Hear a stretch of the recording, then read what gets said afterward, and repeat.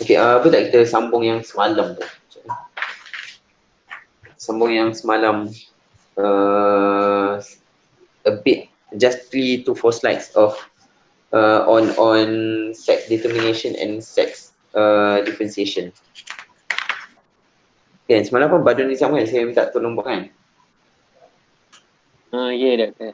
Haikal Okay, can boleh aku present dulu sekejap. Okay. So that's quite important. It's very basic, but it's very important to understand what determine and what differentiate the sex.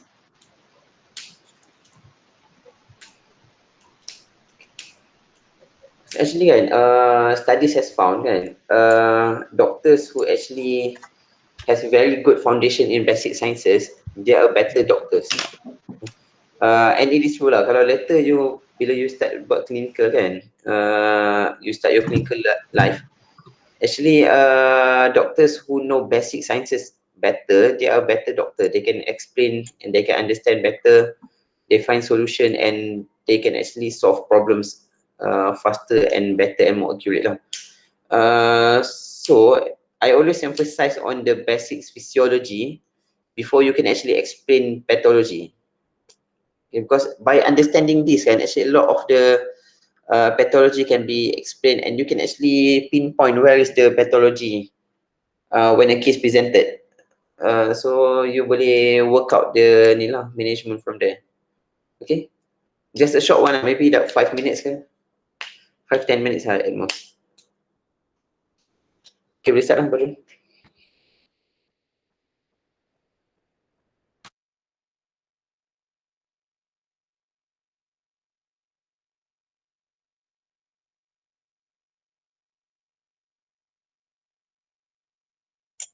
But rasanya mic kau tak buka.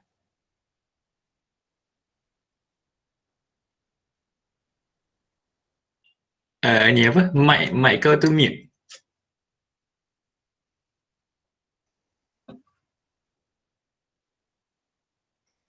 Oh, okay, sorry.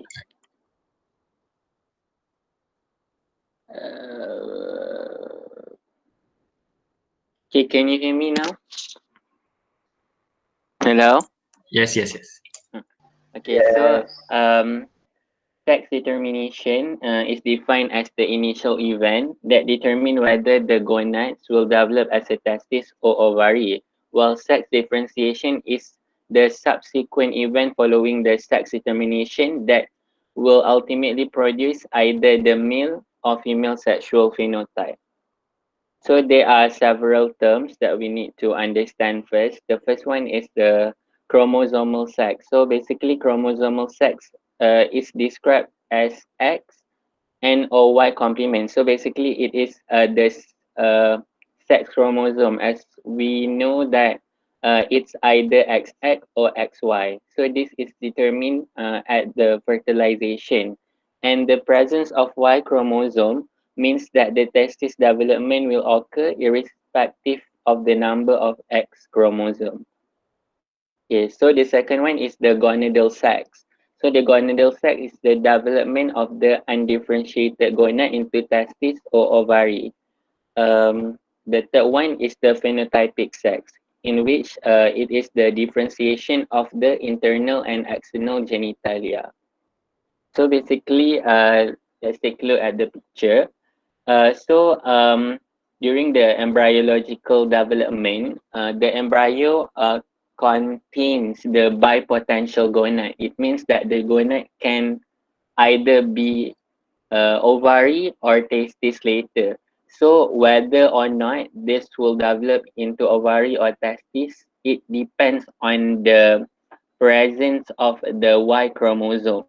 Okay, so when the zygote has Y chromosome, so this Y chromosome actually has a gene called as RY gene, or sexual determ as RY gene stand for sexual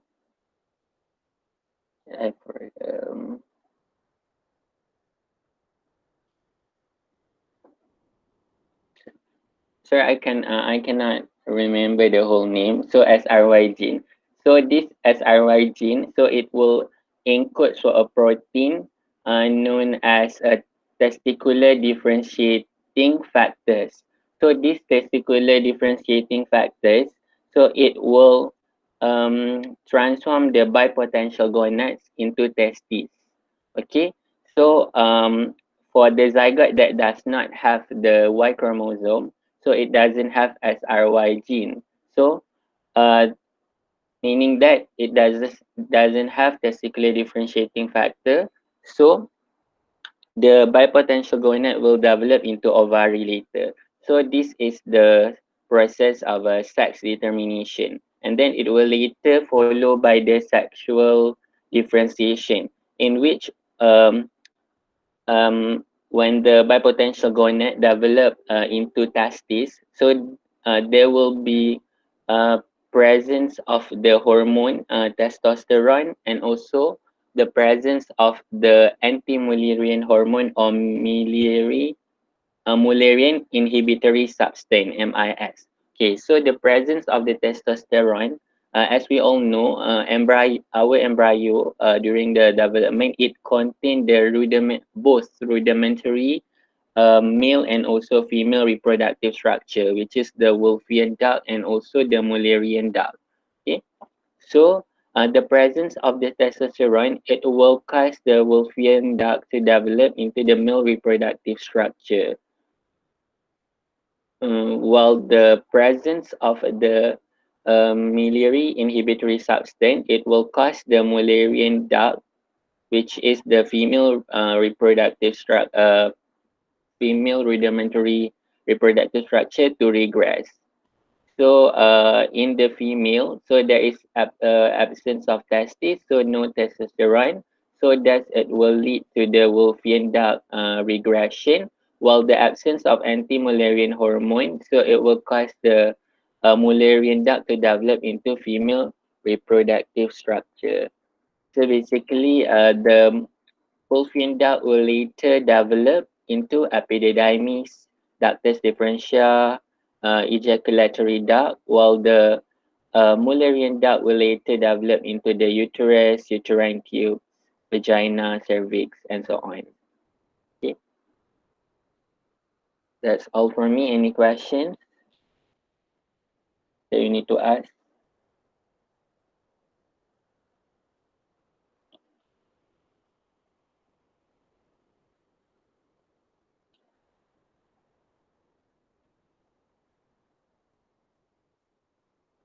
Hello? Sorry, saya pun lupa. Okay.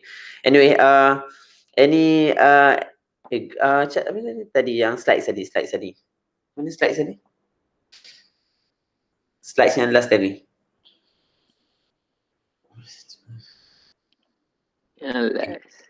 Okay.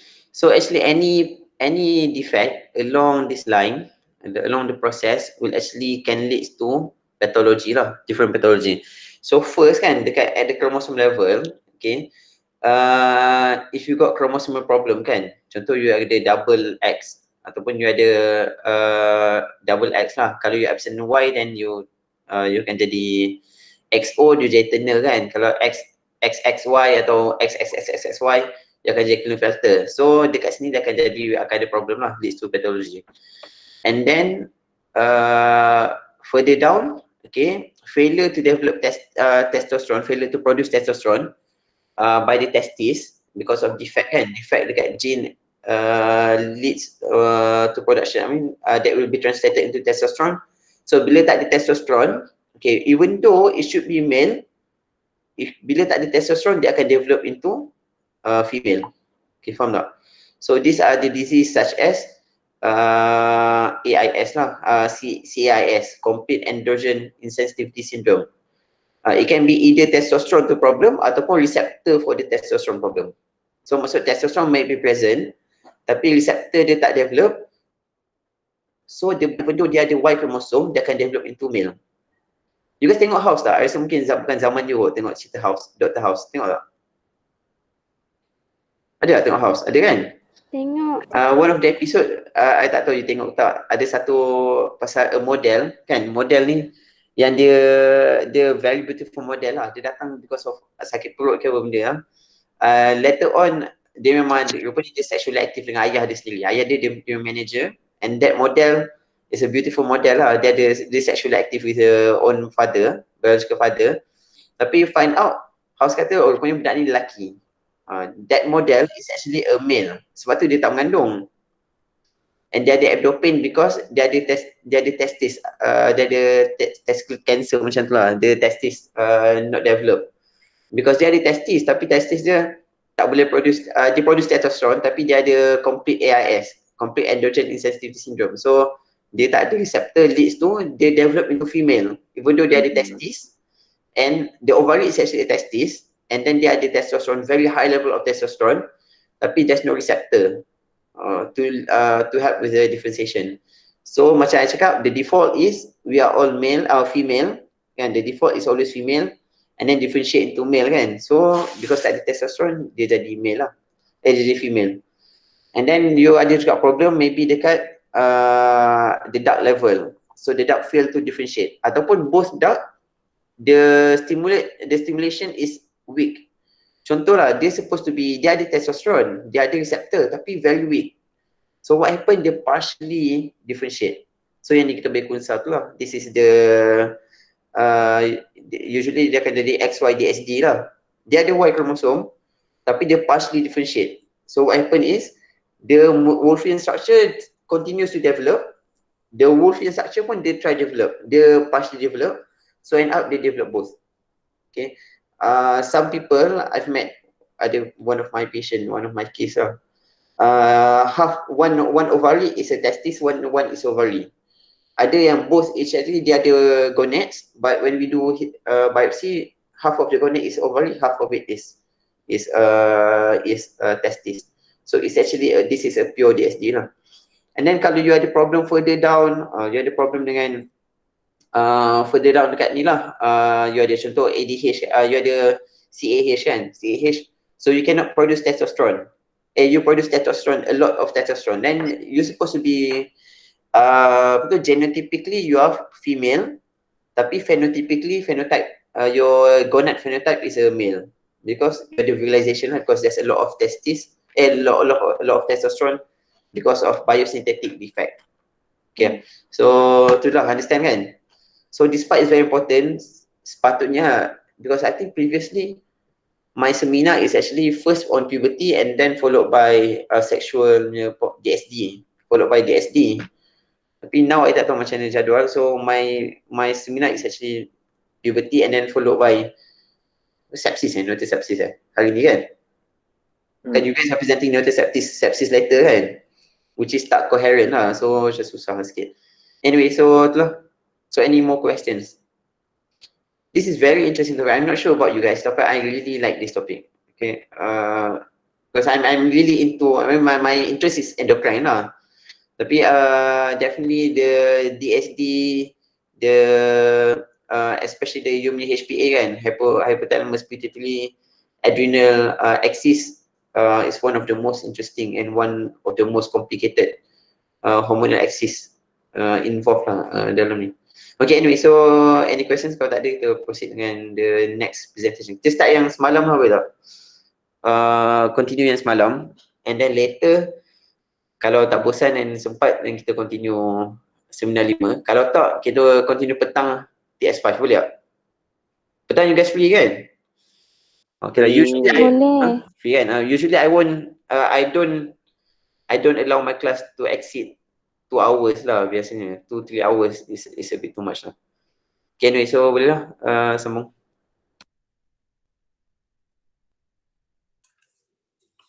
Assalamualaikum warahmatullahi wabarakatuh. Anyone can hear me? Hello? Yes, Can. Okay, again, Assalamualaikum and good morning everyone. My name is Abdullah Arif bin Abdul Qadir 1611661. So today I would like to share regarding precocious puberty, or in Malay we call it balir awal. Okay, so next. Okay, so this is my content today. I will go by definition, pathogenesis and causes, clinical features and investigation, and the last one, management. Next. So we go first by the definition of precocious puberty. Next. So in general, precocious puberty is commonly defined as puberty that start before age 8 in girls and 9 in boys. So this is the definition. Okay, next. So a little bit about the epidemiology of precocious puberty. Overall incidence of sexual precocity is estimated to be 1 in 5,000 to 1 in 10,000 children. So female is more common to get precocious puberty than male. So one study in Netherlands shows that the prevalence of the precocious puberty is about 0.2% for girls and less than 0.05 for boys. And then in our country, study by University Kebangsaan Medical Center within a period of 8 years from 2002 to 2010, they found out that there are 53 patients diagnosed with precocious puberty. Okay, next. So a little bit about risk factors for precocious puberty. First, girls are much more likely to develop precocious puberty 10 to 1. Next, obesity. Obesity can contribute to precocity as a result of raised estrogen levels. So when there is raise of estrogen levels, this will accelerate the development of sexual characteristic. And then as coming in contact with an estrogen or testosterone cream or ointment or other substance that contain this hormone, such as an adult's medication or dietary supplements, can increase the risk to develop precocious puberty. Other than that, medical condition such as McCune-Albright syndrome or congenital adrenal hypoplasia also can cause precocious puberty, and in some rare cases, hypothyroidism also can cause precocious puberty. And then the last one, radiation treatment to the central nervous system due to tumors, leukemia, or other condition can also increase the risk of precocious puberty. So next slide, please. So a little bit pathogenesis and causes. Next.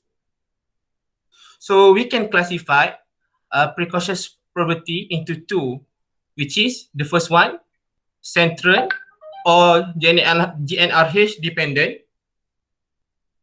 And then another one is peripheral or GnRH independent. Okay, so you can refer the picture at the right side. So what is central or GnRH dependent?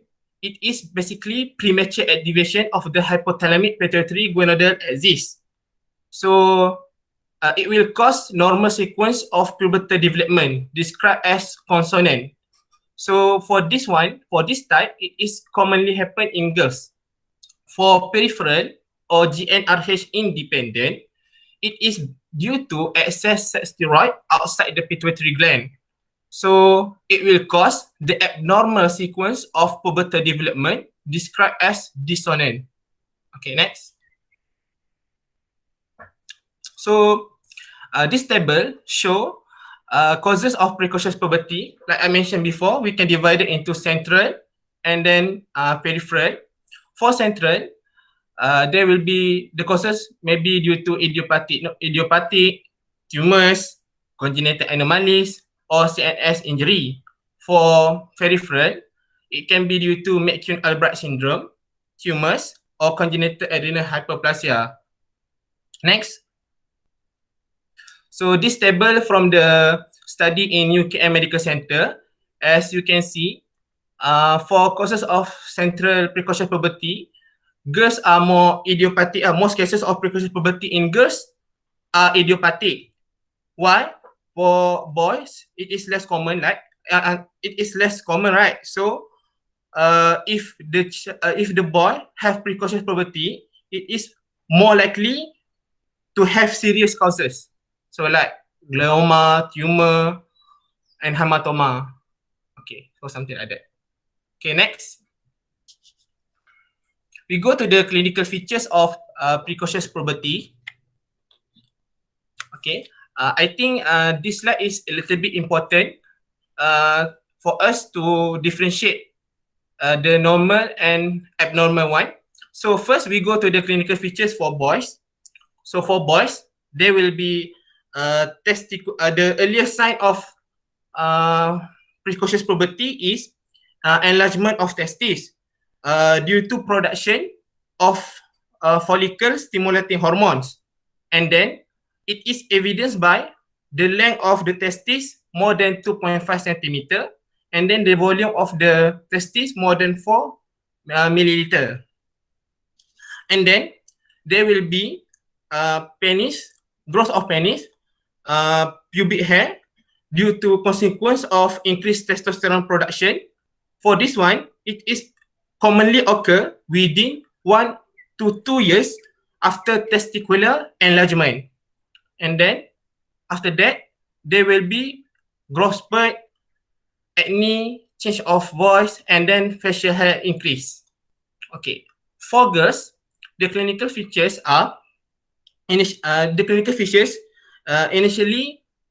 begins with breast budding that may be unilateral or asymmetric, and then it will gradually the diameter of the breast will gradually increase. The areola become more darkest athicus, and then the nipple become more prominent.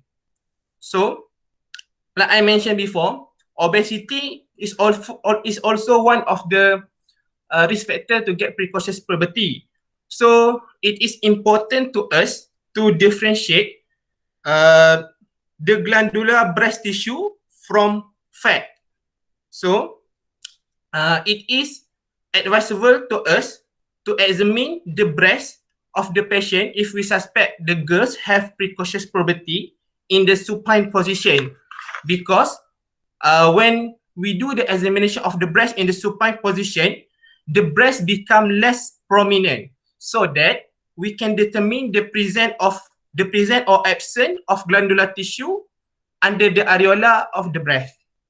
Okay, so another clinical features is there may be pubic hair and enlargement of significant enlargement of clitoris. So this basically due to the androgen excess. And then there will be mild acne, or if there is severe acne or clitoral enlargement, so we must suspect androgen excess disorder in the girls. So next. I think yesterday Bud already explained to us about the tenor stage.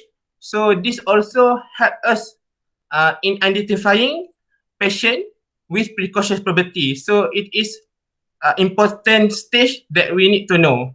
Next. Okay, we go to the history taking. Basically, it is really hard for the family members and the patient to discuss this problem, because it's something in our masyarakat, in our community, taboo topic to discuss with somebody that they don't really know. So it is really important to us to build a good rapport with the family members before we start the discussion. So when we want to discuss when we want to start the discussion, the first one, we need to ensure the patient and the parents why we need to take this history, why this is important. We need to tell them first about that, and then after that, so we can start with like when children body starts changing, sometimes like the first sentence.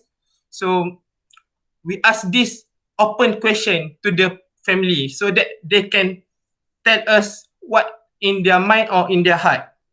Okay, so after that, So we can ask the patient and the parents the changes that they notice. So in what order, so that we can get the idea. So we can correlate with the clinical features that I already mentioned before. Next. So rapid progression of physical changes. So it is really important to know, is there any rapid or not progression in the child sexual characteristic. Okay, so is there any other symptom? So like I said before, maybe it is associated with hypothyroidism. So we need to know the underlying. So if it is associated with tumor, maybe we can ask any loss of weight, loss of appetite, family history of malignancy. So the next question, at what age did parents experience puberty, is also important because idiopathic precocious puberty is more common in girls of mothers who had early menarche. So it is really important. And the last one, again, we need to ask them what is their concern so that we can tackle the problem. Next. So in the physical examination, what we can do is we need to measure the height and weight and plot this on age appropriate growth chart. So if there is height increasing across one or more full centile, it support a diagnosis of precocious puberty. Like I mentioned before, one of the clinical features is growth spurt. Okay, so and then after that, we need to inspect for evidence of secondary sexual characteristic. So for this one, we need the child to undress. So sometimes it can cause anxiety to the patient, understandable anxiety. So again, we need to tell the patient why we need to do that, and then where the body part that we need to examine, such as external genitalia, pubic hair, and breast. So for male doctor, it is advisable for the parent to be together during the inspection, or not, please get a chaperone during the examination. Next. This is the another things that maybe you can look during the physical examination. Okay, next. So I think the last one, the investigation and the management. Next. So the investigation, I divided into endocrine test and then the imaging test. For endocrine test, for first one that we can do is sex steroids level. For boys, we can do serum testosterone. For girls, serum estradiol. And then for boys and girls, maybe we can use serum dihydroepiandrosterone sulfate, DHEAS. However, for the serum estradiol, girls who have ovarian tumors or cysts also have high estradiol. So please be careful. Please correlate to the history taking. And then another than sex steroid levels, we can check for gonadotropin. So random LH level is the best screening test for central precocious puberty. And then to confirm the diagnosis of CPP, we can measure the LH and FSH 13 to 60 minutes after stimulation with gonadotropin releasing hormone at 100 microgram or with GnRH analogs. And then if we suspect hypothyroid, we can do thyroid function test.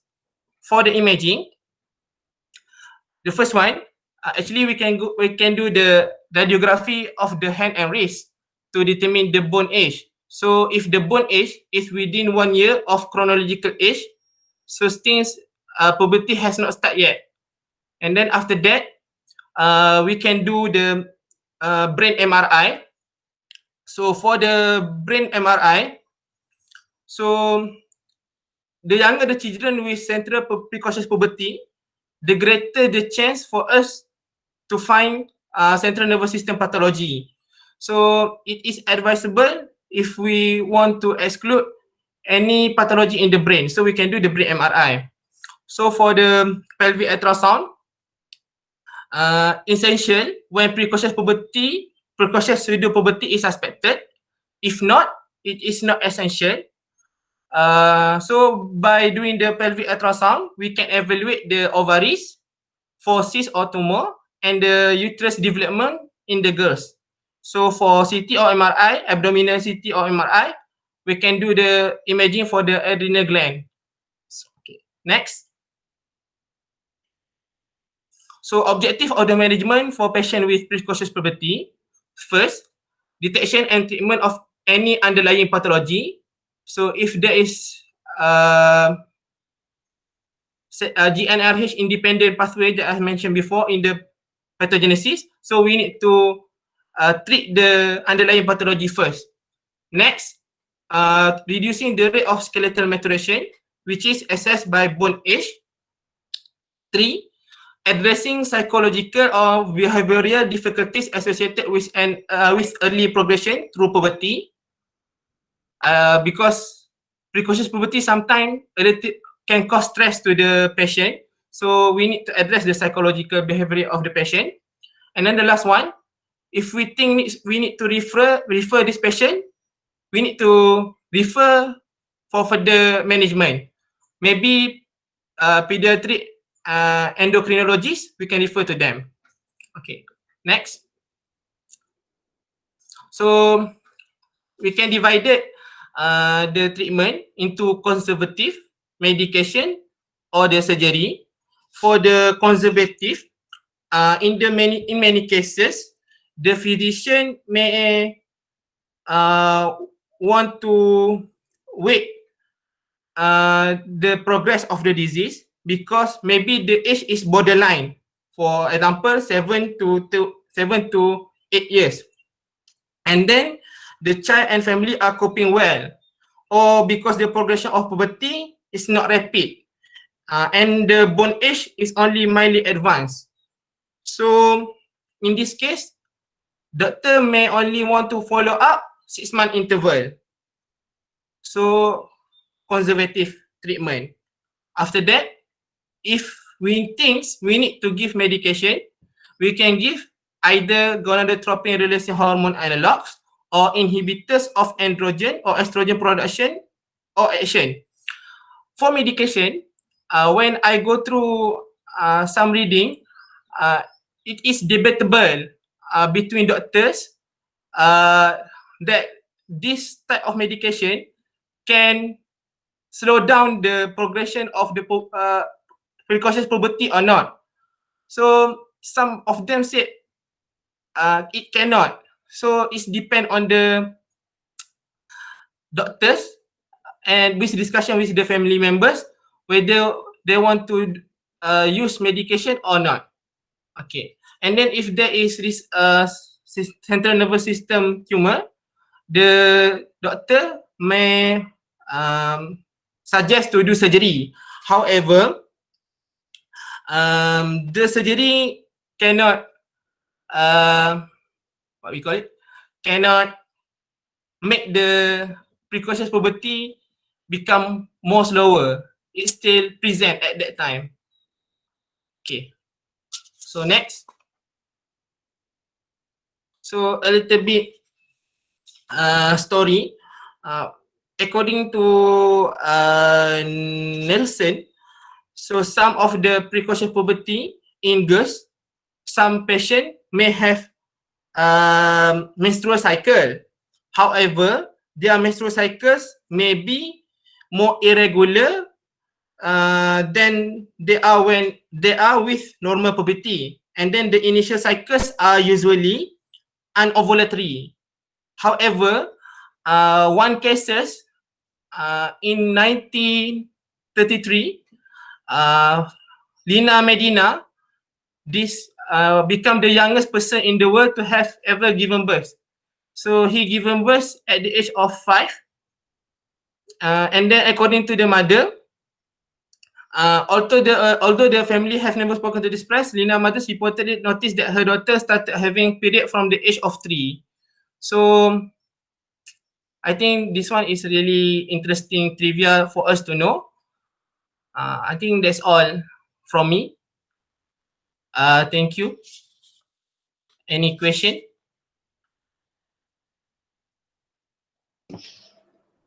So very good, very good. I really like your slides and your.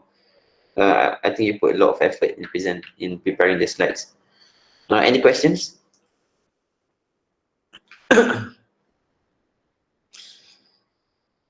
Any questions to Abdullah? My name is Husniana. I would like to ask if there is any effect of taking steroid medication to the individuals. So Arif nak cakap? Do you want to answer? Yes.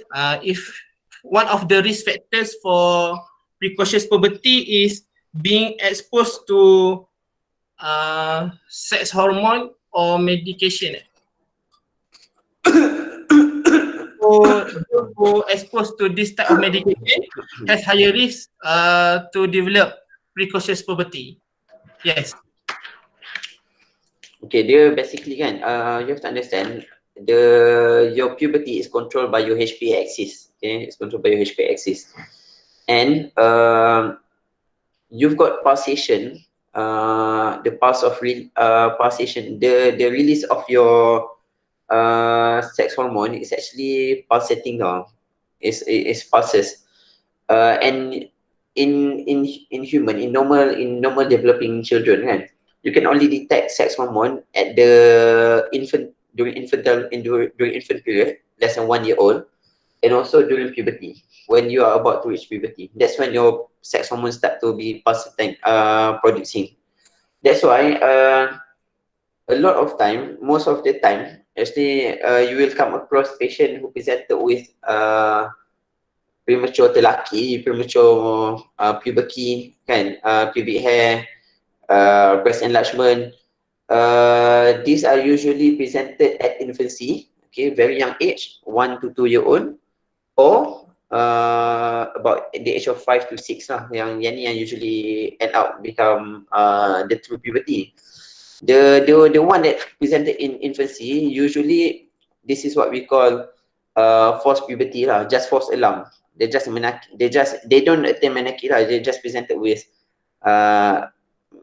minimal hair, pubic hair, or breast enlargement a bit, and then it arrested, just temporary, and it arrested. Okay, because what happened is your HP axis will only mature by the time you puberty. Okay, tapi because of your sex hormone is released and it is actually mature, stimulated by your sex hormone. The axis is maturing after stimulation by your sex hormone.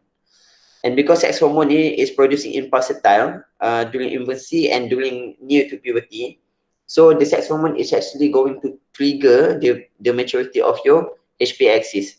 So kalau a child exposed to sex hormone, and it is more common now actually, precocious puberty is more common than before, because one of the reason is exposed to the sex hormone, especially cream. You know, like people nowadays, they use a lot of cream kan. Women, they use a lot of cream containing estrogen,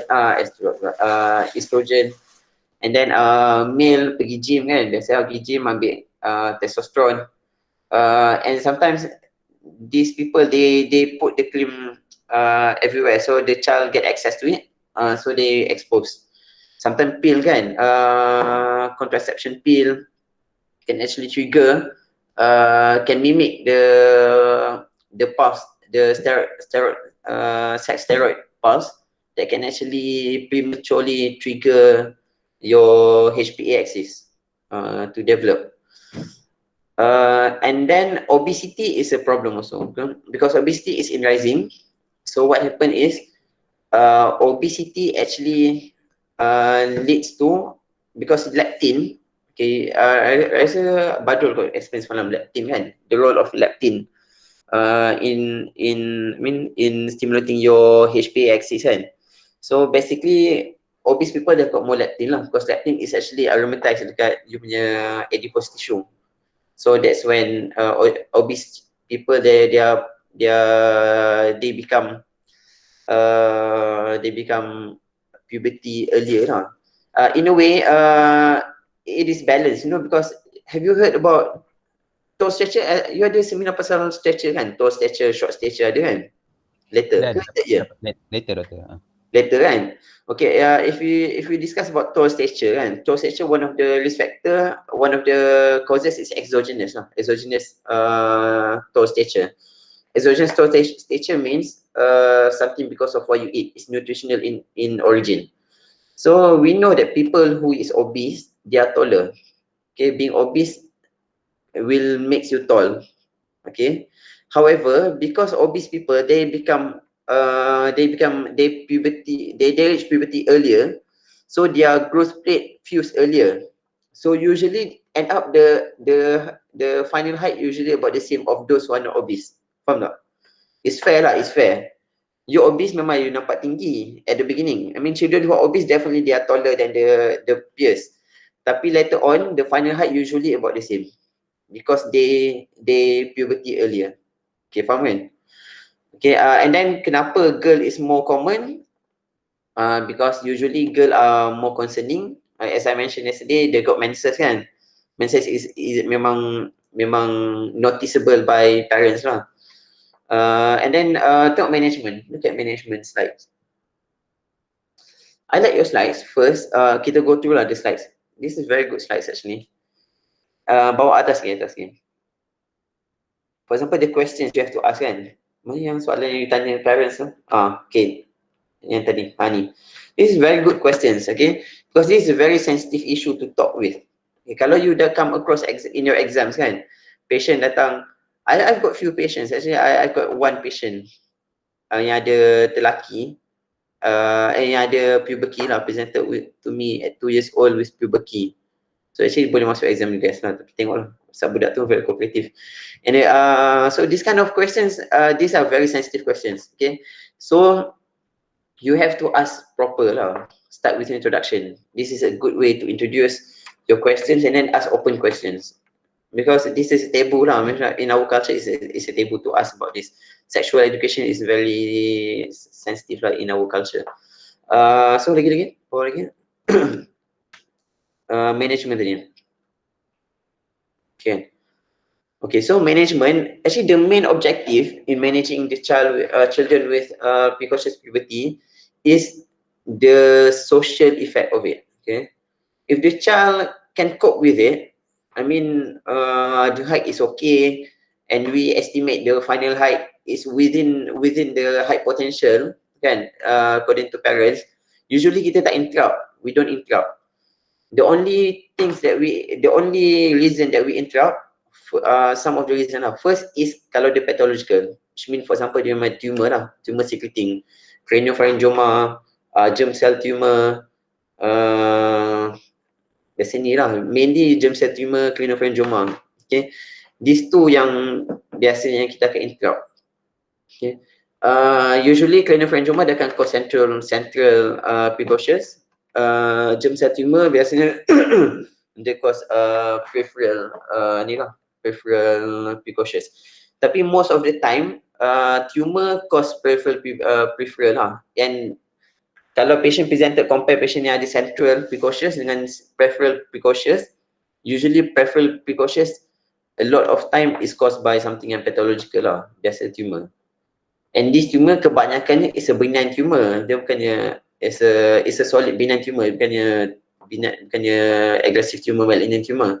Tapi still some can be very malignant lah. Okay, lepas tu so the objective is that kalau dia pathology then kita kena remove the pathology. And then second, kalau dia interrupt life, contoh ada bully. The child being tall kan, kalau child reaching puberty dia become tall, dekat sekolah kena bully. Kan, tall people kena bully, short people also kena bully. Bully happen so kena bully. Then this is when kita interrupt. Atau contoh budak 6 tahun ada menses, still tak boleh take care of themselves kan. Atau patient yang low IQ, yang syndromic, yang ada low IQ, present dengan menses, then kita takut lah, because once dia ada menses, you have to understand this population, they are very I mean, they are prone to being abused, sexually abused, mentally abused, physically abused. So this population are very abusable lah. So usually the treatment is conservative in a way. Kalau dia ada period, then kita bagi pill stop period. Okay, rather than kita stop the progression. Kalau this is consonant kan, kalau dia memang central consonant, dia follow the natural progression, biasa kita tak interrupt, kita treat in terms of bagi pill untuk prevent menses, ataupun bagi untuk prevent tu lah pregnancy, macam tu lah. Kalau tak jadi kes macam tu, dah 5 tahun pregnant lah. Okay, dah tu cukup. Ada soalan? Got questions? Okay, kalau tak ada, next.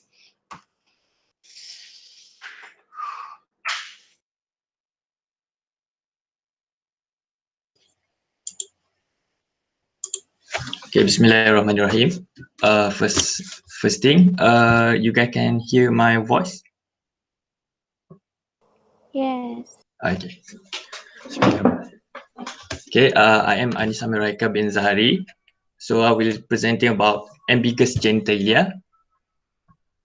Okay, the content here, we start with introduction. Within the introduction, there will be definition and some terms that we would like to be familiar, and novel sexual development. And then we go to classification, and from the classification of the disorder of sexual development, we can identify several causes. And then we go to approach to this SD, and then management. So for introduction, so we go to definition. Sorry, I see you boleh skip yang part. I mesti you akan mention about the determination and differentiation kan? Sexual. I say you boleh skip yang that part. Okay, good. Okay, for definitions, from Nelson, it is a condition in which development of chromosomal, gonadal, or endocrine sex is atypical. So the keyword here is atypical. And then this is from article by Salman Feldman. It is a disorder of sexual development. Disorder of sexual development encompass a group of congenital conditions associated with atypical development of internal and external genital structure. This condition can be associated with variation in genes, developmental, programming, and hormones. So this gives some idea how does the condition develop. So there are several terms that we would like that are quite interchangeably used. For example, ambiguous genitalia and intersex. However, currently the revised term which is universally accepted is DSD, which is disorder of sexual development. It is considered as pediatric emergency, and usually it is managed by multidisciplinary team. And one of the common cause of this SD is congenital adrenal hypoplasia, CAH. We go through for that after this. So the main concern for DSD patient is, first thing is the underlying medical issue. Sometimes patient might have a problem related to endocrine, like adrenal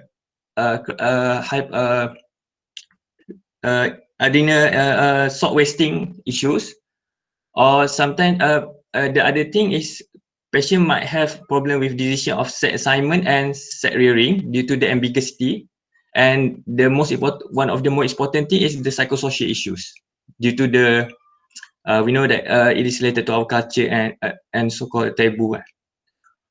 So I will skip this part, the normal sexual development. Okay, so we go through the classification of the SD. So sorry, biosynthesis tu you kena mention. This one is very important.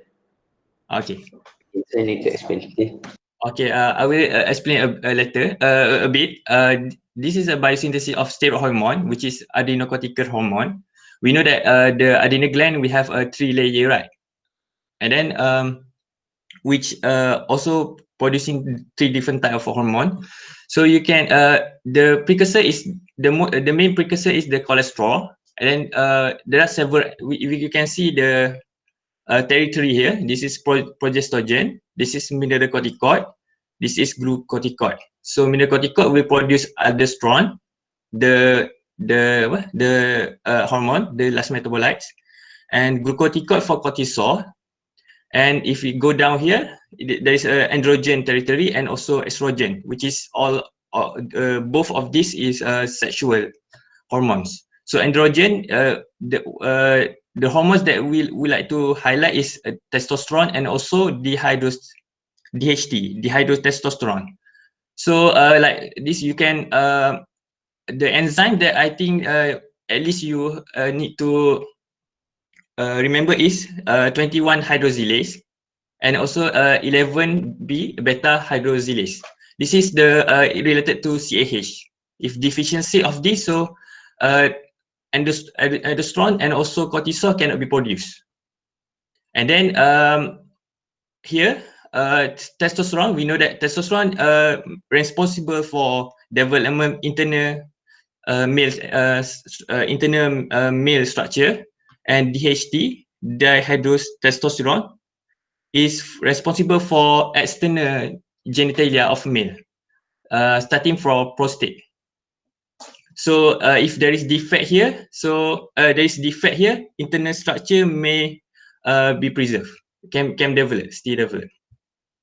And one more thing is estrogen doesn't really not really responsible for development of sexual structure from neonates. For classification of DSD, so DSD is classified either it is a sex chromosome disorder, either it is from number of chromosome abnormality like Turner syndrome and Klinefelter, either it is reduced or extra one chromosome, and it also can be classified based on karyotypes, which is 46XY, DSD, and also 46XX. XY, previous term we use as male pseudohermaphrodite, and 46SS, previous term we use as female pseudohermaphrodite. So the green one is the, I think it is it explains about mechanism, the mechanism of how does it give rise to the abnormality. For example, in XY DSD, disorder of testicular development, so mainly it related to development of testicular, and disorder for androgen synthesis or action, either it is a deficiency in androgen or sometimes the androgen is available but it is insensitivity or we can't use it, it's not properly function. And this one also disorder of anti-Muller hormone, so it cannot suppress the Mullerian tract of female. And then we go to the 46 as a disorder or female pseudohermaphrodite. The problem is either it is the disorder of ovarian development, so it's almost same ovotesticular disorder like this one, the testicular development. And the other thing is fetal androgen excess. This androgen can fetal androgen excess. Some reference said maternal androgen excess also can be happen due to secreting tumors or other thing. So this is from Nature. So it is, you can read it after this. So this is Shami already present to you some example of the sex chromosome disorder, Turner syndrome, also Klinefelter. So they both of them can present with ambiguity in genitalia. And then this one I have already explained. Okay, we go to the congenital adrenal hypoplasia. It is autosomal recessive disorder, mainly from 46XX DSD. So the issue with congenital adrenal hypoplasia, it has an enzymatic defects of 21 hydroxylase and 11 hydroxylase hydroxylase enzyme. So therefore, when this pathway is we have a cholesterol, And then due to the deficiency of this enzyme, so the aldosterone and also cortisol cannot develop. Therefore, the presentation will be cortisol because glucose rise in glucose. Therefore, the presentation will be hypoglycemia. And then when aldosterone cannot be is not present, so we cannot retain the we cannot reabsorb the salt. Therefore, it causes low plasma sodium and as well as potassium plasma. And then, sorry. And then when there is a deficiency in this hormone, the HPA-axis will cause give a negative feedback. So there will be a more as a production of ACTH. However, still we cannot favor this pathway. So it will shunted to another alternative pathway, which is the androgen and also this one, estrogen, but mostly is androgen. So there will be excess and androgen in congenital adrenal hyperplasia. So so that is the I already explained. So this is presentation. The classical presentation is virilization of female, includes the external genitalia and also the salt losing adrenal crisis. I have mentioned before. It is the SD is a pediatric emergency. So I think one of the issue is this salt losing adrenal crisis because the patient can cause secondary collapse or shock. So this is the manifestation. I think for how this is the ambiguity. It can cause a clitoral enlargement. So I think if you know the structure, like sorry, this one. So this is to differentiate, right? So usually the genital tubercle should be regress, and then it becomes the clitoris. However, due to the excess in androgen, so it become enlarged. Okay. Okay. Then the other manifestation is the muscular arm and leg due to the testosterone, and these hirsutism symptoms like the hair distribution. Okay. This is the feature, the detail. The virilized genitalia can be presented with a clitoral megaly or phallus-like structure. Phallus is basically like erected penis. Penis. And then there is a displacement of vaginal opening towards into urethra. There's a posterior fusion of labiae. This is the fusion of labiae. If a female should be open, right? And then there is a scrotalization of skin of labia. Ada here. This is scrotalization. So usually it should in female it should be folded, and of course there is no palpable gonads. For the male, it can present with normal genitalia or penile enlargement. So the investigation for the CAH mainly to monitor the salt losing issue. So we will order renal profile and hormonal investigation. So renal profile, we like to see the sodium and potassium level. And then we also like to see urea and creatinine to exclude any renal disorder. And then the hormonal investigation like 17 hydroxy progesterone and serum cortisol. Because 17 hydroxy progesterone here, right? So because we cannot convert further, so that's why it is assessed in 17 hydroxy progesterone. So for patient with ambiguous genitalia, ultrasound can be considered to detect any internal structure like uterus or any gonads. And we also order genitogram to delineate the internal reproductive structure. Genitogram is a radiology modality which we inject contrast from the genital structure. Basically, you can associate this in our ONG like HSG. Like we inject from vagina to see the structure from the contrast. And then the other investigation is karyotype. For the management, we can for the general principle for the management is we provide optimal steroid therapy to replace the cortisol insufficient deficiency, and also salt supplement, which is a fludrocortisone due to the mineralocorticoid deficiency. And we also monitoring the steroid therapy because we know that it is has a side effect, right? So, and then apart from that, we also assess the linear growth and skeletal age. And then if depends on the genital structure, if it is more than stage based on Prader, if it is more than 3, we would consider reconstructive surgery. And then other thing is the psychological support. So this is the Prader.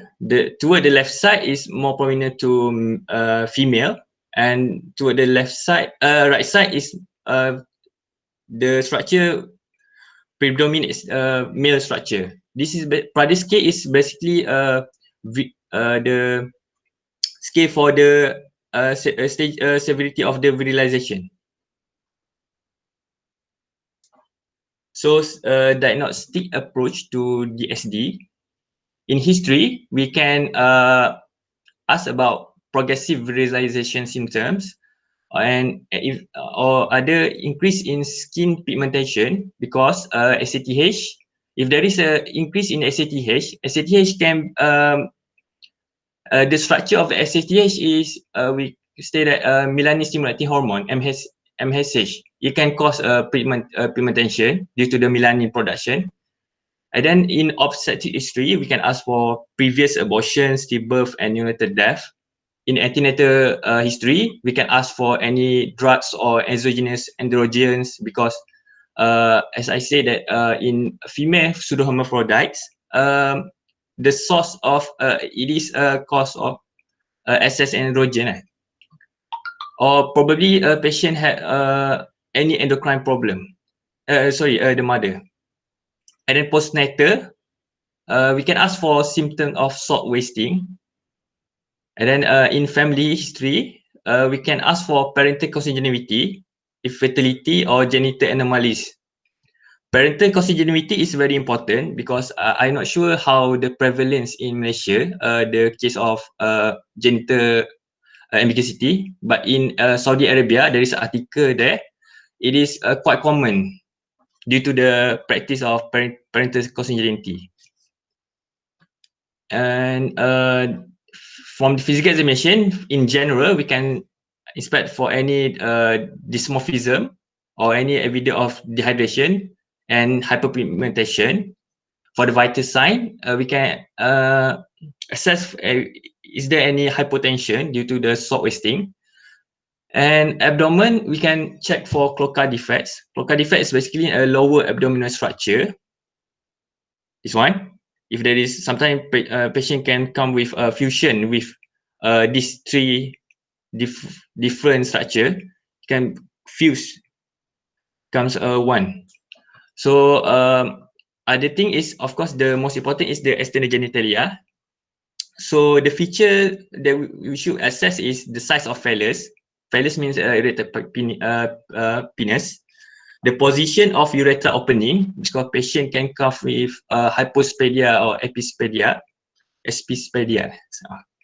And then check for the labial fusion and labioscrotal fold, and as well as we check if is there any palpable gonads, and also if we can perform a PR examination to check if is there any cervix, presence of cervix, and lastly is the position and patency of the anus. So this some example of the anomalies. So you can see here this is the 5-alpha reductase deficiency. So there will be no dihydrotestosterone, if you remember the enzyme. So the testosterone will be present. However, DHT will not be present. Therefore, that's why external genitalia will not present like male punya structure. So there will be no enlarged penis, and there will be no prostate, for example. So we can see that there is a fusion is still open here, and the gonads is not descending. So here is a partial androgen insensitivity. So we can see the hyperpigmentation, and I think this, if we should try to palpate if is there any palpable gonads or testes here. However, the penile is not. If there is no phallus here. Okay, and then for investigation, we can as a principle, we can order for we can do a chromosome study, karyotyping with X and Y specific probe detection. We can order some modalities, for example, abdominal pelvic ultrasound, and we can form a genitogram. And also, it is important to exclude salt losing CAH, and some electrolyte like sodium electrolyte before I have mentioned, which is sodium and also potassium. And hormonal study can also done, for example, like serum 17 hydroxyprogestogen, cortisol or renin, testosterone, LH, FSH, and also MH. So the algorithm usually, if if there is a case of ambiguous genitalia, we perform karyotypes and we check. In examination, we check if gonads is palpable or not. If it is absent, we can screen for CAH. If it's present, so we proceed with this endocrine profile, ultrasound scan, genitogram, or gonadal inspection and biopsy. So this is the algorithm for if you suspect it is a male hermaphrodite or 46XY. So usually the gonad can be present. So based on the gonads, if it is absent, so and uterus plus and minus absent present, is a gonadism. If there is a ovotestis mean dari both ovary and also testis. So the disorder will be ovotesticular disorder. If there is dysgenetic testis, it will become partial gonadal dysgenesis. If it is strict, it become complete gonadal dysgenesis. And if the testis is present but uterus is absent, so we suspect of this. So this is the algorithm for 46SS. So here you can read this. I think you can read it later. So for the management, the goal for the management of ambiguous genitalia, first we like to preserve the fertility if possible, and then we would like to ensure normal sexual function later on. Normal sexual function, and then apart from it, we also would like to preserve. We like to ensure the normal urogenital urinary punya function. And then the last one is phenotype and psychosocial outcome concordant with assigned sex. So for the one of the issue for managing this SD is gender assignment. So it is based upon the most probable adult gender identity and potential for adult function. So the factor that we consider from in gender assignment is can be based on diagnosis. It can be based on the anatomical structure, either external or internal, and then it can also be from the function of the sexual organ. So the other factor is like there's a parent backgrounds and expectation and acceptance, and also endocrine function and respond to the exogenous androgen. Okay, for the gender reinforcement, I think we need to differentiate the term sex and gender. Sex basically means is a biological terms to describe male or female punya. It is more biological, but gender it is more social punya terms. social perceive. So the first thing, gender reinforcement, we should provide an appropriate name based on gender, provide appropriate upbringing and dressing, because nature and nurture is both important. And then we should treat and control the underlying disease. Like, I think there is a role of hormonal therapy here, and surgical correction. So in surgical correction, assignment, one of the surgery that the example of a surgery that usually done is orchidoplasty, which means that we descend the testis or removal of the molar structure. Surgical repair of hypospadia. Basically, hypospadia means the opening of the urethra. Hypospadia, the urethra will not be at the tips of the penis. It will become at the below of the ventral part of the penis. And we also can perform gonadectomy. For assigned female, we can do a vaginoplasty, removal of testicular tissues. That's all. So in Islam, the ambiguity genitalia, we call it as a kunsa, because there is a hadith that related to kunsa.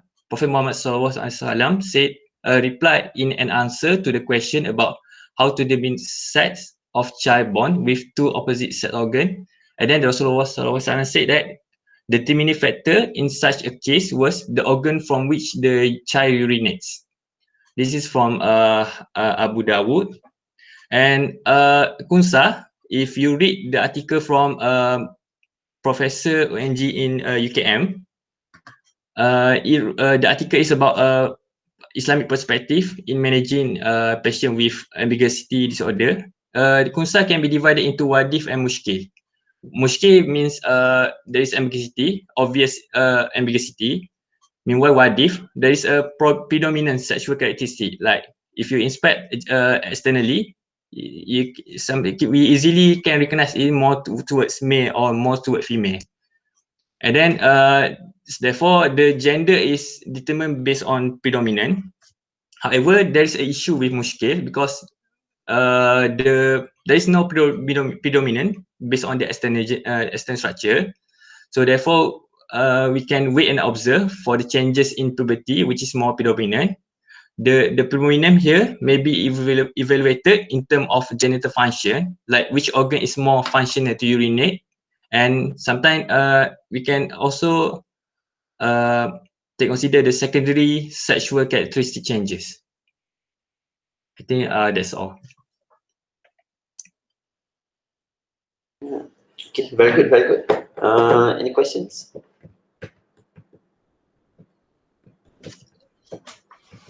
You can ask Haikal anything. Can solve losing problem being treated through diet? Means? Can it be treated through diet? Means by taking more. More salt. I think cannot, because this is neonates. I think usually we replace that. If I'm not mistaken, I'm not sure. You mean replace with what? What do we replace?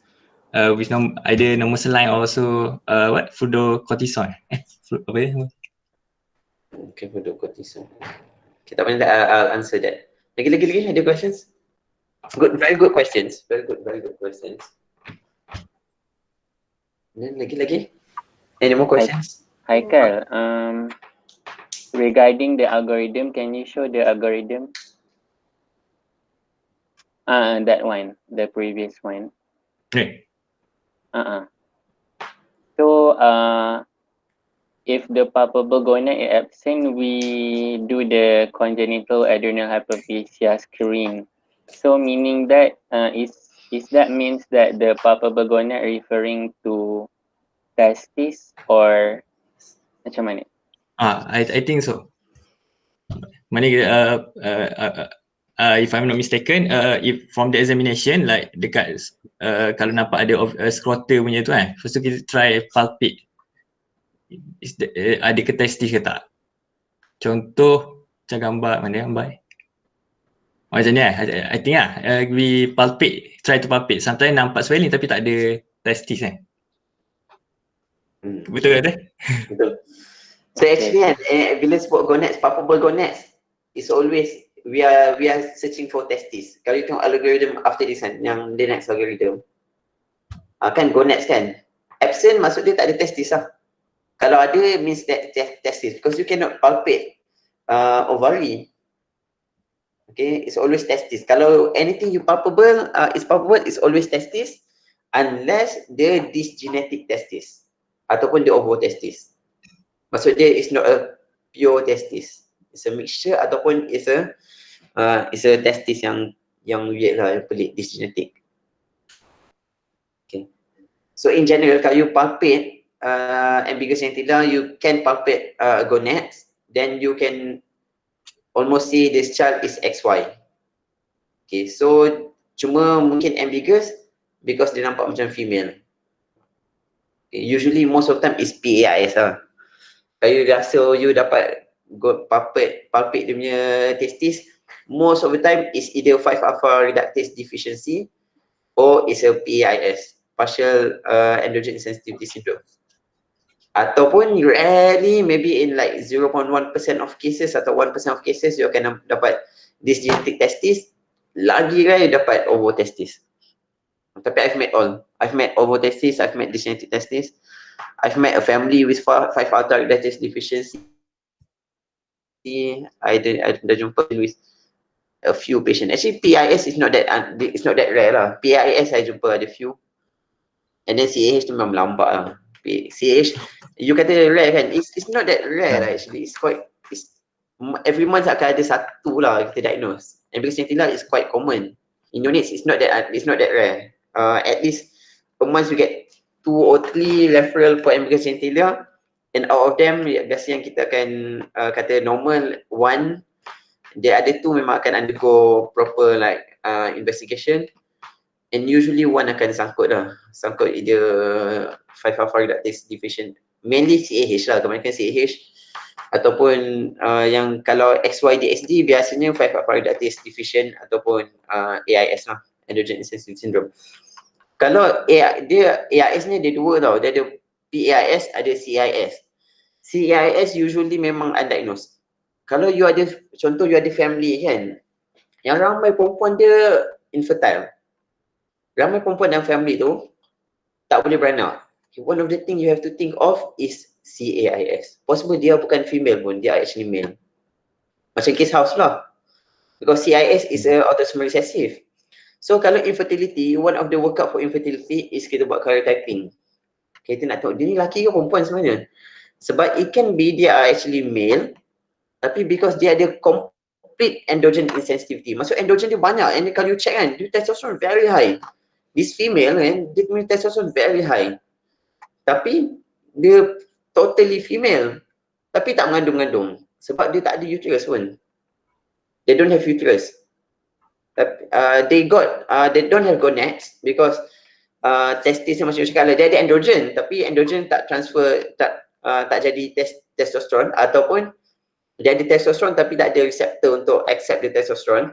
So macam tak ada testosteron lah. Dia stop dekat androgen je. So bila stop dekat androgen je, dia punya internal structure dia develop.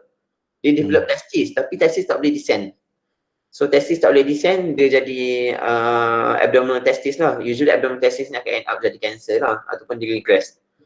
That's why kalau you punya testis tak develop, you tak ada undescended testis, you kena search for the testis. Okay, kalau you jumpa testis tu, you kena buat biopsi. Kalau dia dysgenetic testis, you kena buang. Kalau dia normal testis, you boleh turunkan ke bawah lah, you boleh descend by surgical. Tapi usually you kena cover dengan hormon lah. Sebab manipulation of testis is a very sensitive organ. Dia a lot of vasculature, a lot of nerve. So once you manipulate, you ada chance untuk kill the testis lah. So usually kalau you buat any manipulation on the testis, you kena cover with hormone. Okay. In fact, kalau contoh patient ni ada undescended testis, biasanya 3 months before surgery, kita akan bagi dia hormon. Kita akan bagi testosteron untuk besarkan testis tu. Supaya senang surgeon nak manipulate. So, kalau dia kecil sangat, surgeon manipulate, over manipulate, dia akan mati lah. So, patient tu akan end up tak ada testis lah. So, biasanya kita akan buat stimulation test, nak make sure testis tu normal, and then kita bagi testosteron, besarkan testis dengan penis tu. So, surgeon boleh manipulate, and then after that, kita assess balik dia punya function. Okay, pasal question about yang you balik bagi garam je tak kan? You can because CAH is a spectrum. Okay? It's a spectrum. In general, CAH you ada dua lah. You ada classical CAH, you ada non-realizing CAH. And CAH, it can occur at adulthood. Kalau contoh you ada perempuan yang tak boleh pregnant kan, yang infertility, one of the thing you have to look for is 21 hydroxylase deficiency ataupun 11 beta hydroxylase deficiency, because CAH can also present, the non-classical CAH dia can present in adulthood with infertility. Maksud female, tapi sebab dia ada banyak testosterone, so the testosterone actually prevent dia daripada pregnant. So one of the benda yang you kena work up is actually CAH kalau perempuan yang infertile.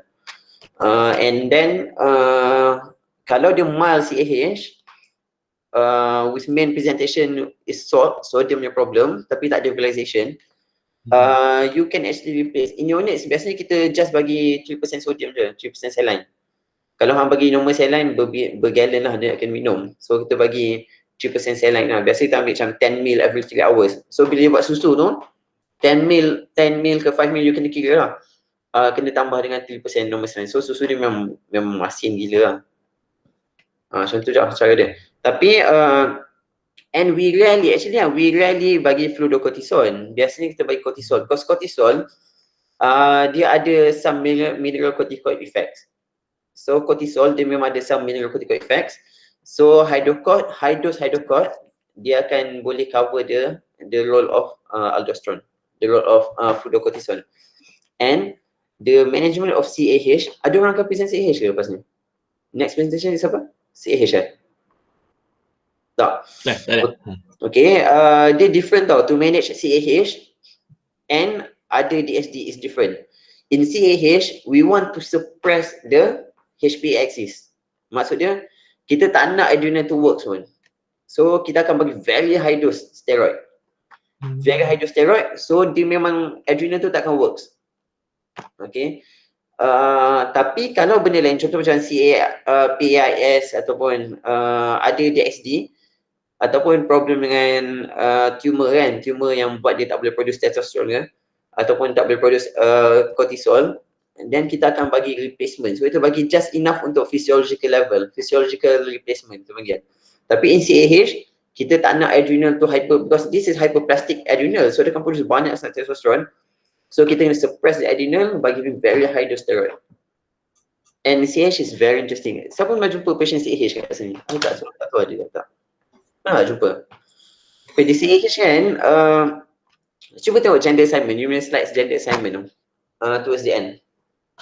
It's a very interesting topic actually, gender assignment. Because our job as a doctor, kalau kita ada baby yang born with ambiguous genitalia, kita kena buat surat tau untuk jabatan pendaftaran to delay, to postpone registration. Gender assignment ni kita akan postpone sampai semua investigation come back, baru kita decide lelaki perempuan.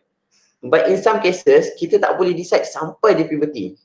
So budak tu dia akan grow as tak tahu dia lelaki ke perempuan sampai dia umur 12 ke 15 tahun. Biasanya 15 tahun lah kita ambil. Once 15 tahun, then kita tengok which organ yang functioning. Because contoh patient macam CIS kan, atau CAIS lah. Biasa CAIS ni, they've got, because before puberty kan, dia nampak macam lelaki, macam perempuan, tak tahu mana yang works, mana yang functioning. Tapi bila once dia puberty kan, dia terus tukar je lelaki. You akan nampak badan dia semua je lelaki, suara dia pecah, and then dia totally je lelaki. Dia punya testis, dia punya penis semua akan develop, and dia je lelaki. So that's why kita tak assign awal-awal. Sometimes parents yang macam, oh nak juga anak perempuan, so kita assign perempuan, tiba je lelaki. Then there be a problem and confusion lah. So sometimes kita akan delay sampai puberty, sampai teenagers. In some cases, Tapi kita akan consider parents juga, especially in some culture. For example, like the Indian. Okay, Indian, they are shameful of female kan, tahu kan? So biasanya diorang memang tak nak anak perempuan. Okay, because of the issue of dowry semua tu lah. So biasanya dia memang akan push untuk jadikan lelaki juga. So kalau biasa Indian yang ada DSD kan, especially SYDSD atau SXDSD yang ovotesticular problem ni, biasanya dia akan choose untuk jadi lelaki. So kita akan tukar lelaki lah, assign dia as lelaki. Kalau duduk function tu sama ataupun duduk non-functioning, then kita akan bagi dia hormon, bagi testosterone hormon untuk jadikan dia lelaki lah. And we can choose that. In some condition, we can choose untuk jadikan lelaki atau perempuan. Lepas tu yang ni kan, lepas apa ni Felix size, fertility, diagnosis. Tu dah. So the assignment is based on discussion between doctors, pejabat agama Islam, pejabat agama, and also the parents. Parents can actually choose, and the children also can choose. Macam CAH kan, a lot of them, because CAH ni by default dia male lah, dia female, tapi physically memang dia male. Kalau CAH yang tak makan ubat kan, you memang tak tahu pun dia tu female. They act like a male, their body is like male. Kalau dia tak makan ubat, contoh umur dia orang lain 4 tahun kan, pendek kan, they will be the tallest in the class, the toughest, very muscular, handsome guy, tapi it's actually a female. Tapi at the end dia akan jadi very short lah. Because they reach puberty very early kan, the bone age fuse very early because a lot of testosterone. So they become precocious puberty. The bone age fuse very early, so by the time bila adulthood they become very short. Tapi in children, childhood, they are the tallest and the toughest. Tapi they are actually female. Kita orang ada 2-3 family kat Kelantan yang memang CAH memang, because it's autosomal recessive. Okay, next lah. Ada any more questions? Doctor, I would like to ask. So, for the gender assignment, so why can't we do a genetic testing? I mean, like for example, a chromosomal testing instead. Memang kita buat. You have to understand. Okay, you have to understand. The first step, kalau ada ambiguous genitalia, the first step is karyotyping. Okay, and then after 24 hours of life, kalau kita rasa this is XXDSD and CAH, then after 24 hours of life, kita kena check 17 OHP lah. 17 OHP apa? OHP lah, 17 OHP. And then kita boleh hantar genetic testing untuk check for presence of 21 hydroxylase deficient. Okay, tapi you have to understand, contoh macam CAIS lah, I have mentioned tadi kan, complete androgen insensitive syndrome. Karyotyping dia memang XY. Memang XY. Tapi it's impossible untuk you rear this child as male. Sebab dia memang female. Dia memang female. Dia tak ada testosterone langsung. In fact, this patient kan, sometimes patient yang CIS, kalau you detect awal, you boleh bagi pun dia OCP. So you boleh mimic menses. So contoh, you just imagine you ada kawan perempuan kan, yang memang badan semua macam perempuan tapi tak datang period. So it will be unacceptable lah, culturally, socially unacceptable. So sometimes you mimic dia punya period by giving OCP. Tapi these are actually male. So kita tak boleh assign gender based on karyotype, based on genotype. You have to assign based on a lot of things. Culturally, dia punya function. Kalau dia being male tapi not functioning as male, buat apa baik you jadi dia female? You faham tak? In fact, sometimes it's an advantage. Kan? Kalau dia male, okay, physically not like male, tapi dia boleh choose jadi male kan. So dia boleh contoh macam, I tak tahu lah betul tak, tapi some athlete, they are actually male. Tapi because they are rare as female, and gender assignment is female, so they actually compete amongst female. So they are very competitive. Faham tak? Kan macam Kunsa kan, so dia choose untuk jadi male. In fact, sebenarnya dia female. Tapi dia compete among female. Being a male compete among female, so dia ada advantage lah macam tu lah. So things like that, dia banyak benda you kena consider, but it's very interesting. Okay, ada risau lagi? Faham kan? Faham tak? Apa tadi? Farah. Faham. Thank you. Okay, ada soalan? Kau tak tahu, proceed. Last one lah, benar.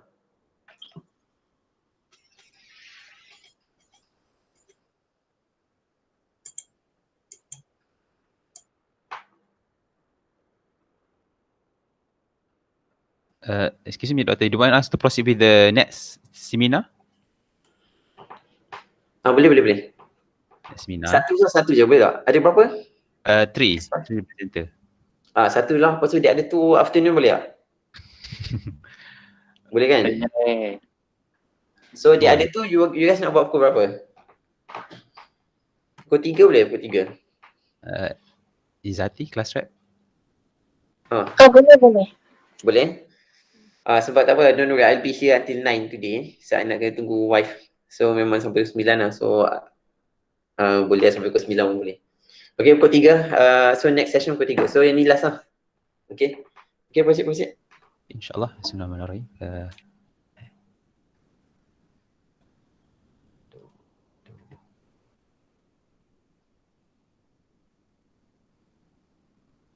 Can everyone see the screen? Yes. Alhamdulillah. Wait.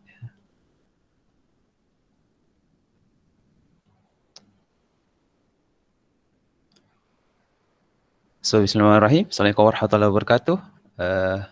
Alhamdulillahirrahmanirrahim. Wassalamualaikum warahmatullahi wabarakatuh. Qala rabbi shrah li sadri wa yassir li amri wahlul 'uqdatam min lisani yafqahu qawli.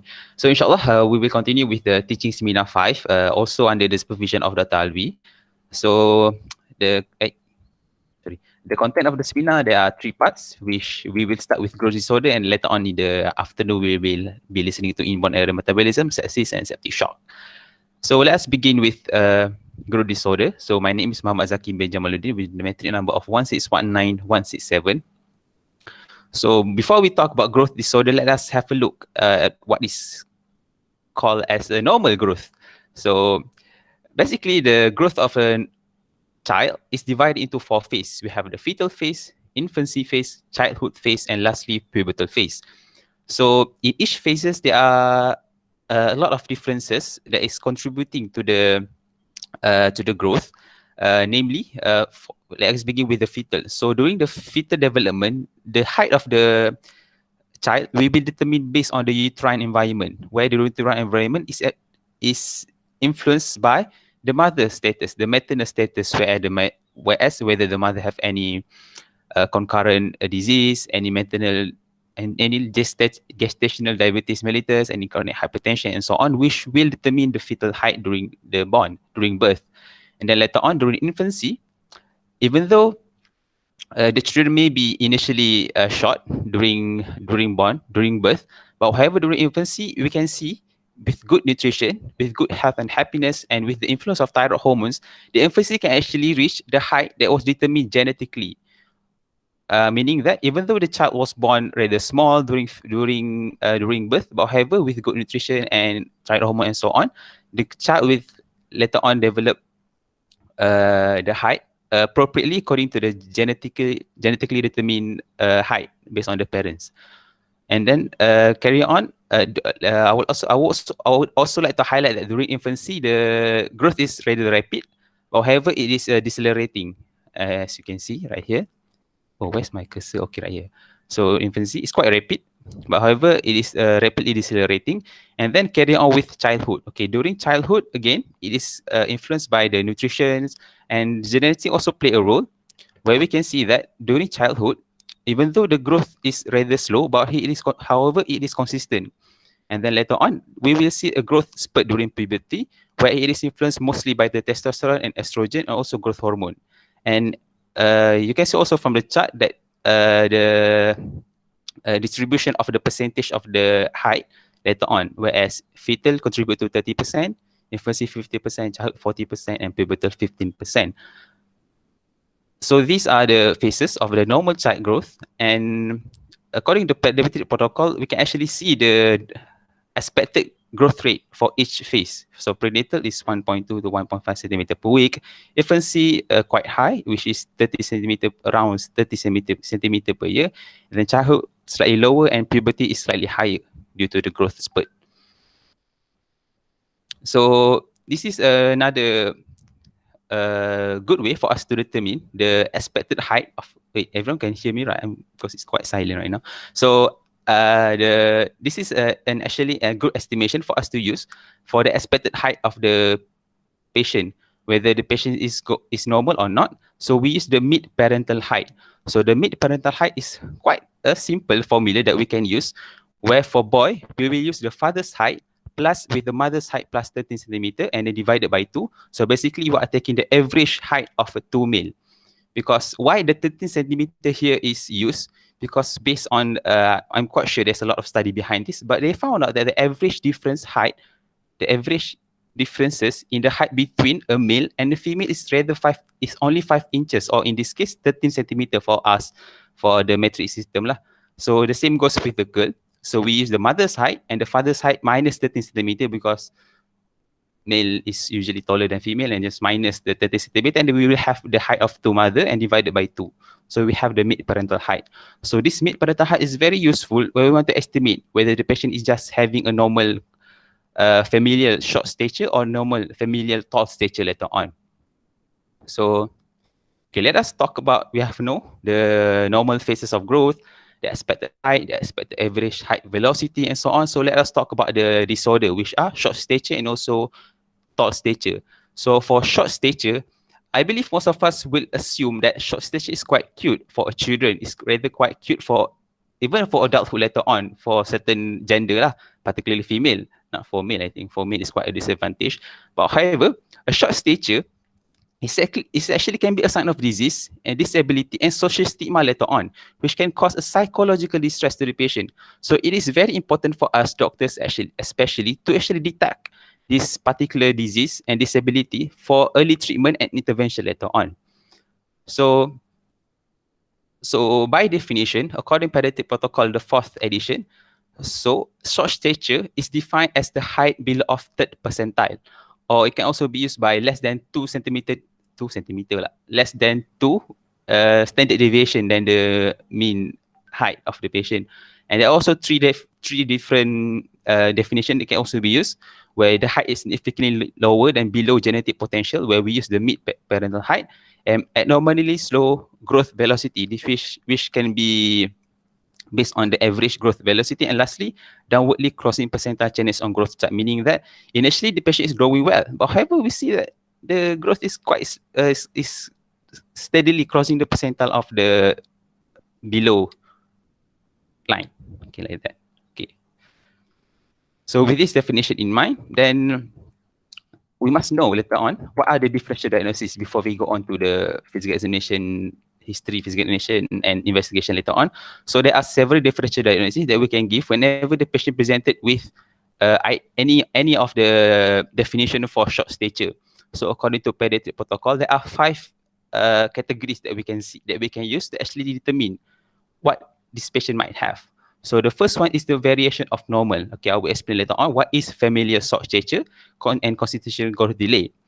Whereas for genetic syndrome, I believe most of us have the basic knowledge regarding Down syndrome, which is trisomy 21, and Turner syndrome, which has been explained yesterday regarding the lack of sex chromosome, and Prader-Willi syndrome, I will explain later on.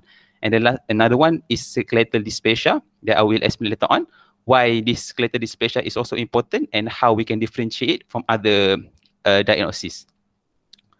So, talking about normal variation, there are 2, whether the patient have familial short stature or constitutional delay. So there are several differences that we can see between these 2.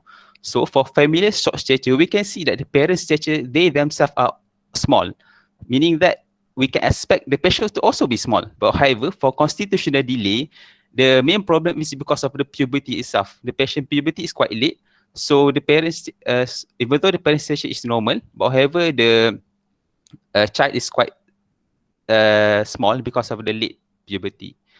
It's often delayed due to the with the history of knowing that the parent's puberty is also delayed.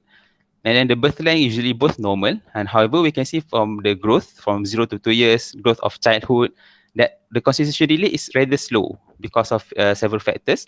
And the bone age is also delayed, the time of puberty also delayed, and pubertal growth is also delayed. But however, at the end of it, the adult height for familial short stature is rather short because of the genetic predisposition, whereas for constitutional delay, even though the patient's height average height velocity is quite slow, but however, because of the delayed puberty, the patient will have a delayed growth spurt later on. However, the end point of the height is rather normal compared to familial short stature. So let us take a look at several growth chart, and I want you guys to actually tell me what is this. Both of these are actually normal variation. So either it is familial short stature or is it constitutional delay? I cannot see any names right now, but perhaps anyone would like to answer regarding the first growth chart, whether it is constitutional delay or normal familial short stature. Wow, that's silent. Oh, Familial code. Familial code. Sorry, no idea. It's okay.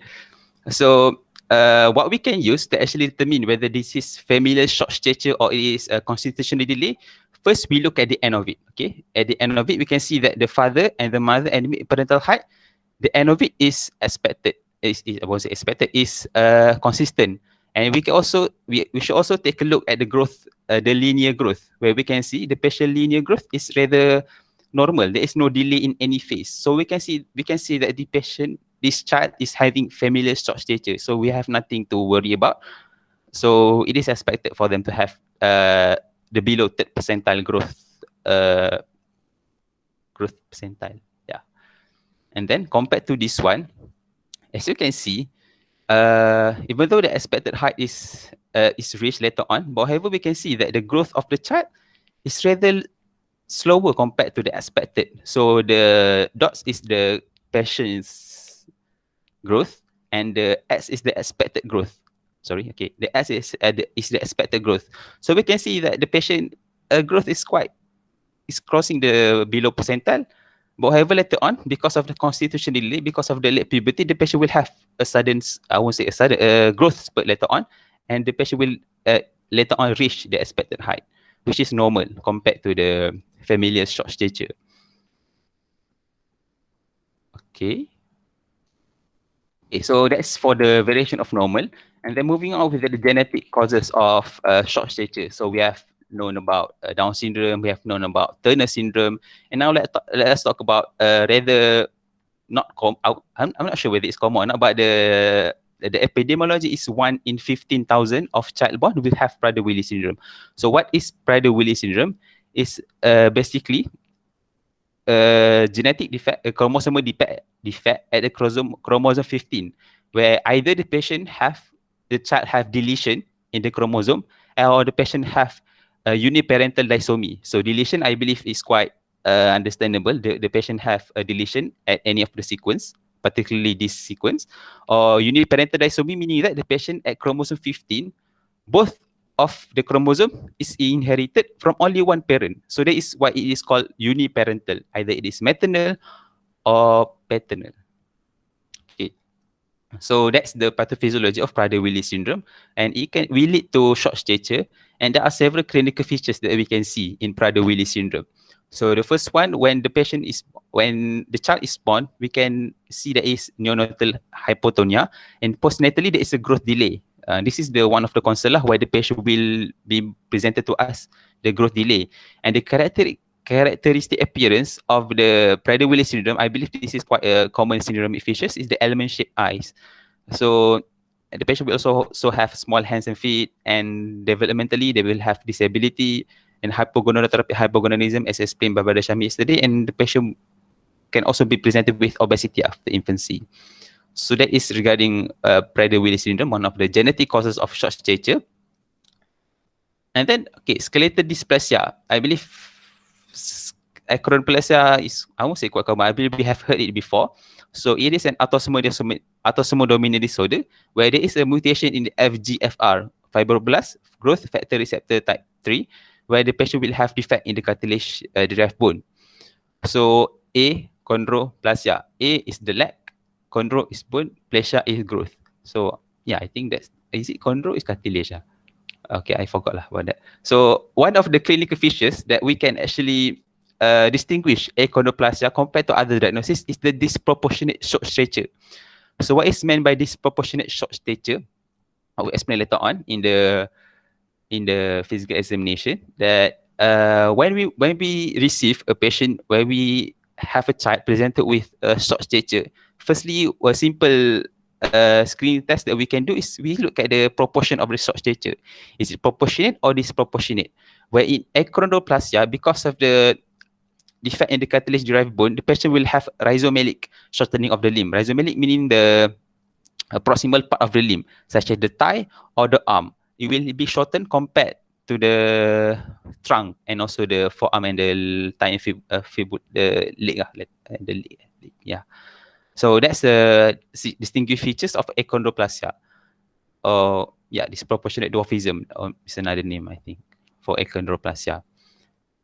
So other than that, other than the three differential diagnoses that we had before, the normal variation, the genetic causes, the skeletal dysplasia, we can also have the diagnosis of systemic diseases, which can also halt the progress of the growth of the patient, such as infection, which are chronic commonly, HIV, tuberculosis, cardiac disease, renal disease, gastrointestinal, which suggest cystic fibrosis, and IBD, disease, and so many more systemic diseases that can inhibit the growth of the patient.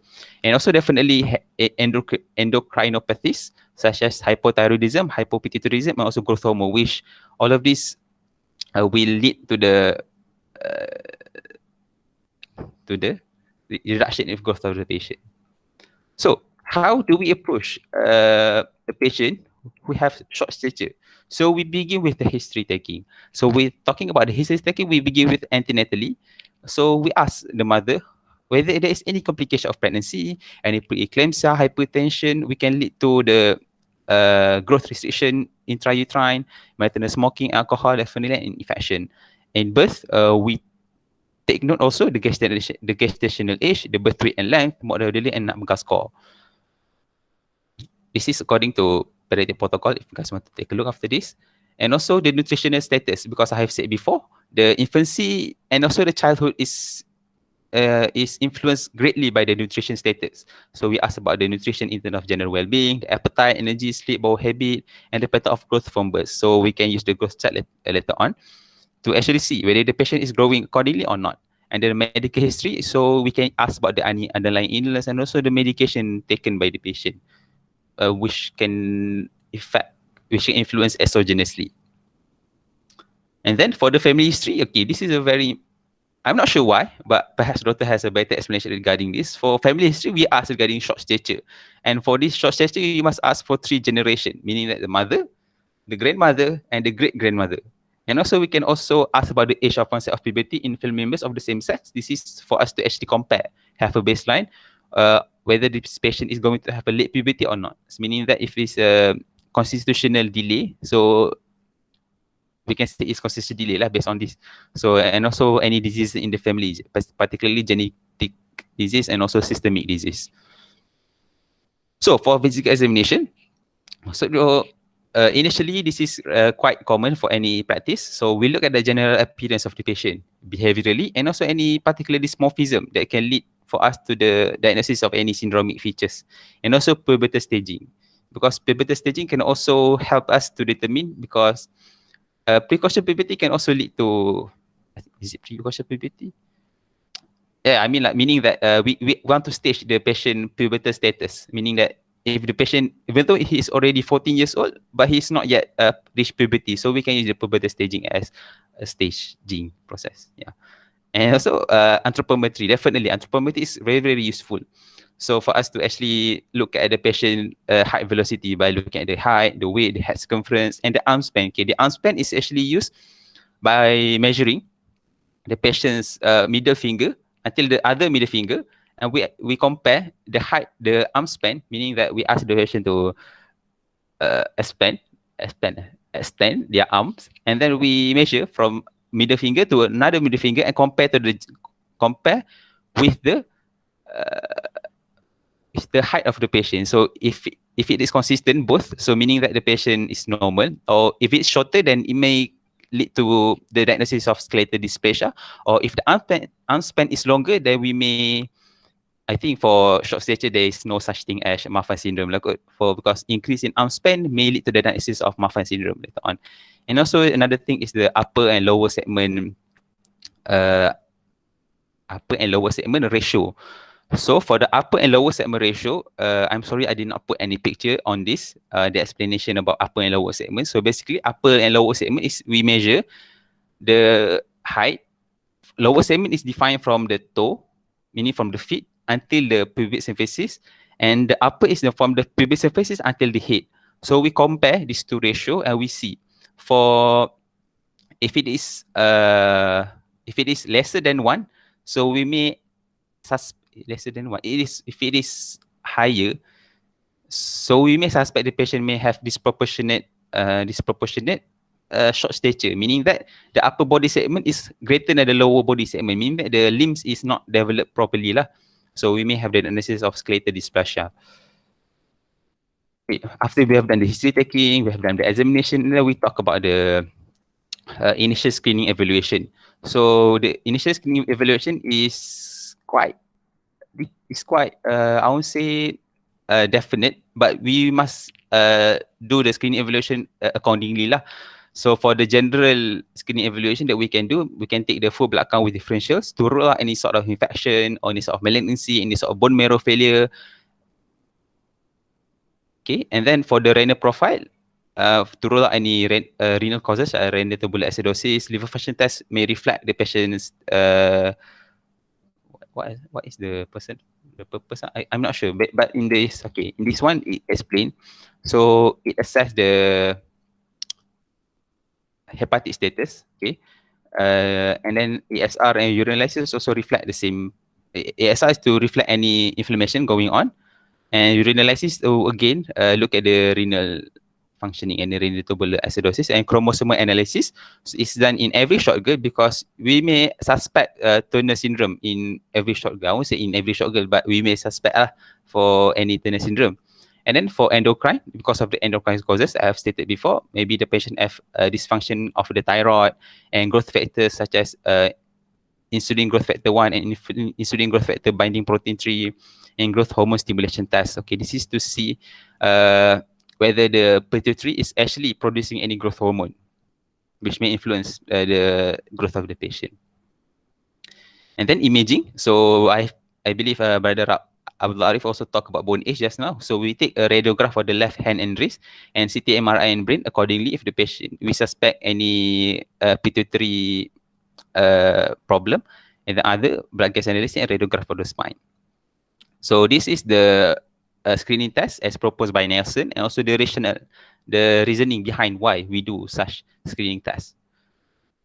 Okay, this is an example of the radiograph of a child lah, the left hand radiograph. Okay, the reason why we take the left wrist because it can show clearly the epiphyseal plate and also the maturation of the bone accordingly. So we can see the bone age, and also we tally with the patient's age currently whether it is consistent or not. Whereas for the management is divided into 3, depends. So management, firstly, definitely we must treat the underlying cause based on the 5 categories of differential diagnosis that we have, and then provide psychological support because yes, I have said before, as cute as it may be for a child to be short, but later on it will be quite disheartening to see a child who is shorter rather significantly compared to the peers. And then lastly, growth hormone treatment depends on the indication. So these are the indication for growth hormone treatment. So this can only be prescribed by pediatric specialists. So there are 7 indication for the growth hormone treatment. So that's all regarding short stature. So on the positive side, we can ask the question of, can a short person look down to a taller person because of the height differences? So that in the positive side, a short person can never look down on any other person because they are short. So that's a positive side, I would say, being short, like someone that I know. Maybe. Okay, and let us talk about tall stature. Okay, the tall stature definition is rather quite the opposite of short stature, where short stature is defined as height below -2 standard deviation, whereas for tall stature is defined as height above the normal two standard deviation of the normal mean lah, at the expected mean. So tall stature is rather I won't say quite, it's not rather rare, but the presentation of a complaint of being tall is rather rare lah. Because usually tall is accepted as a socially and culturally something good. Because if you are tall, there's a lot of things lah you can actually do. But however, tall stature is usually a complaint when among the female lah, because female we don't expect them to be, I won't say we don't expect them to be tall, but most of the time we expect them will not be quite high as presented for tall stature. So for tall stature, the differential diagnosis can be divided into 3 groups. Again, the variation of normal, endocrine condition, and genetic condition. So the variation of normal is quite similar to the short stature. We can use the same method to actually distinguish whether the patient have familial tall stature or constitutional tall stature. And also like to put an emphasis on the endocrine condition, which has been explained quite extensively.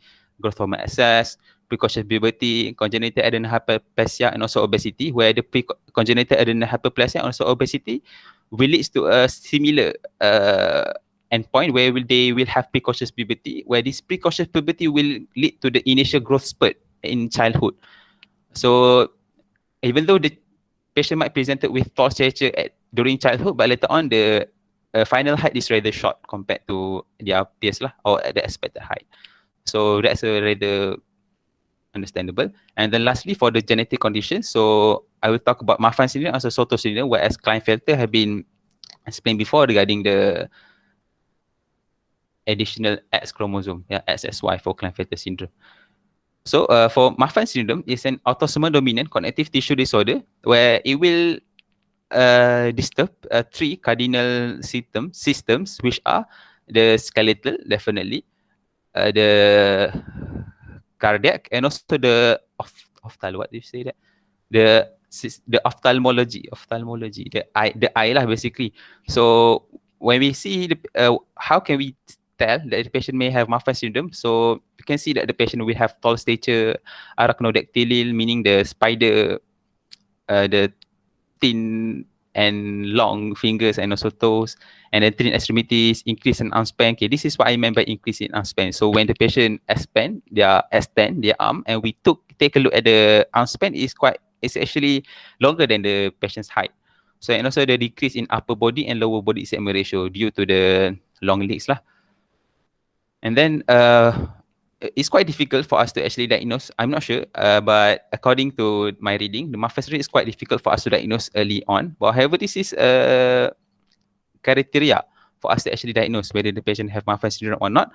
So one of the things that I've said before, it affects 3 systems of the body, which are skeletal, cardiac, where the cardiac, the heart, where we can see the patient will have aortic root dilatation. And for the eye, patient will have high myopia, ectopia lentis, and a lot of other that's all regarding the presentation of the eye. So and then another syndrome cause for tall stature is Soto syndrome. I know this is first time for me, I'm not sure about anyone else, but this is the first time for me listening to Soto syndrome. So it is a autosomal dominant inheritance where although it is termed as autosomal dominant inheritance, but most of the time it is the result of the new mutation, not because of the inherited condition. So the mutation is specifically on the NSG1, the nuclear receptor set domain containing protein gene 1. And this Soto syndrome is also called as cerebral gigantism because I will show later on the presentation of the facial features. The patient will have a longer head compared to others. And the height of the patient will be above 90 percent for both length and weight, and the patient will also have increase in head size and will become more apparently postnatally. The patient will have macrosomia. What's the name of the head? Macrocephaly. Yeah, I'm sorry. So on the right hand side is the picture of cerebral gigantism. So the patient will have large macrocephaly dolichocephalic head. The head is long and the prominent forehead and jaw. Hypertolerism, meaning that the distance between 2 organs is rather far, such as I'm sorry, I cannot put any facial example, where hypothyroidism is basically the distance between the two eyes or any particular two organ is quite far. For example, the two eyes for you yourself, the eye is quite, I won't say not that far, but however for Sotomayor is quite far. And anti-mongoloid slant of the palpebral fissure. Okay, this is the opposite of Down syndrome, where Down syndrome we can see the mongoloid slant, meaning mongoloid slant is slanting downward, anti-mongoloid is slanting upward, and higher archipelagic and large hand and feet with thickened subcutaneous tissue. So this is we have known about the differential diagnosis. So this is how you actually approach any patient with tall stature. So first, we look at the definition, whether the patient fits. Okay, I would like to explain first regarding what is meant by height SDS and height TH. So height SDS is the height of the patient compared to the standard deviation of the mean population. Whereas height TH is the height of the patient compared to the parental height. TH is the parental height. Okay, can you see my cursor? Okay, height is more parental height. So after knowing that the patient fits either the first or the second criteria, we can see that the patient is indeed tall stature. So is the patient dysmorphic? Okay, if it is not, then we move on to the left. So we ask, is there any recent growth acceleration? Because if there is no, then we go another step to the left, and we ask whether there is whether the patient's height compared to the parental height is more than 2 standard deviation. If it is not more than 2 standard deviation compared to parental height, then we can say that it is familial tall stature. So it is expected for the patient to be that high. But however, if it is more than 2 standard deviation compared to the parental height, then we may suspect obesity, exercise deficiency, or insensitivity, which may lead to precocious puberty later on. But it is consistent compared to any recent growth acceleration. For recent growth acceleration, then this is not no, this is supposed to be yes. So we ask whether there is any puberty sign, because if there is no puberty sign, then we may expect pituitary gigantism, which lead to growth hormone excess, and hyperthyroidism also lead to the excessive growth. And if there is puberty sign, then we may suspect that the patient may have precocious puberty or constitutional advance in the puberty compared to their family history lah. And therefore dysmorphism, if there is dysmorphism, then we ask whether there is any disproportionate or not in terms of the tall stature. Because if there is no disproportionate dysmorphism, then we may suspect this syndrome. However, if it is disproportionate, then we may suspect this syndrome, such as a Marfan syndrome, where the limbs is rather longer than compared to the trunk. So the diagnostic evaluation, again, we can use the bone age radiograph to take a look at the patient's bone age, and also the growth hormone assess to actually see whether the growth hormone actually have an influence in the tall stature. So for screening test, we can use the insulin growth factor 1 and also insulin growth factor binding protein 3, and it can be verified by glucose suppression test, and the MRI of the pituitary is quite important for us to evaluate. And then chromosome analysis, not only for Klinefelter syndrome, but also other syndrome. So management, again, we treat the underlying cause and we give psychological support. And lastly, the difference compared to short stature we will give growth hormone. But however, for tall stature, we may consider sex steroid therapy, because as we know, the sex steroid will cause the maturation of the epiphyseal plate, hence closing the epiphyseal plate, hence leading to the patient being not taller than expected lah. So I believe that's all lah regarding short and also tall stature and growth disorder. Okay. So any questions? Any question, guys? Boleh pergi the first slide tak? The first slides. Any questions? Any ke, Doktor? First one. I nak tahu actually what is the topic. Growth disorder. So just growth disorder Yes. Very big topic. Very big.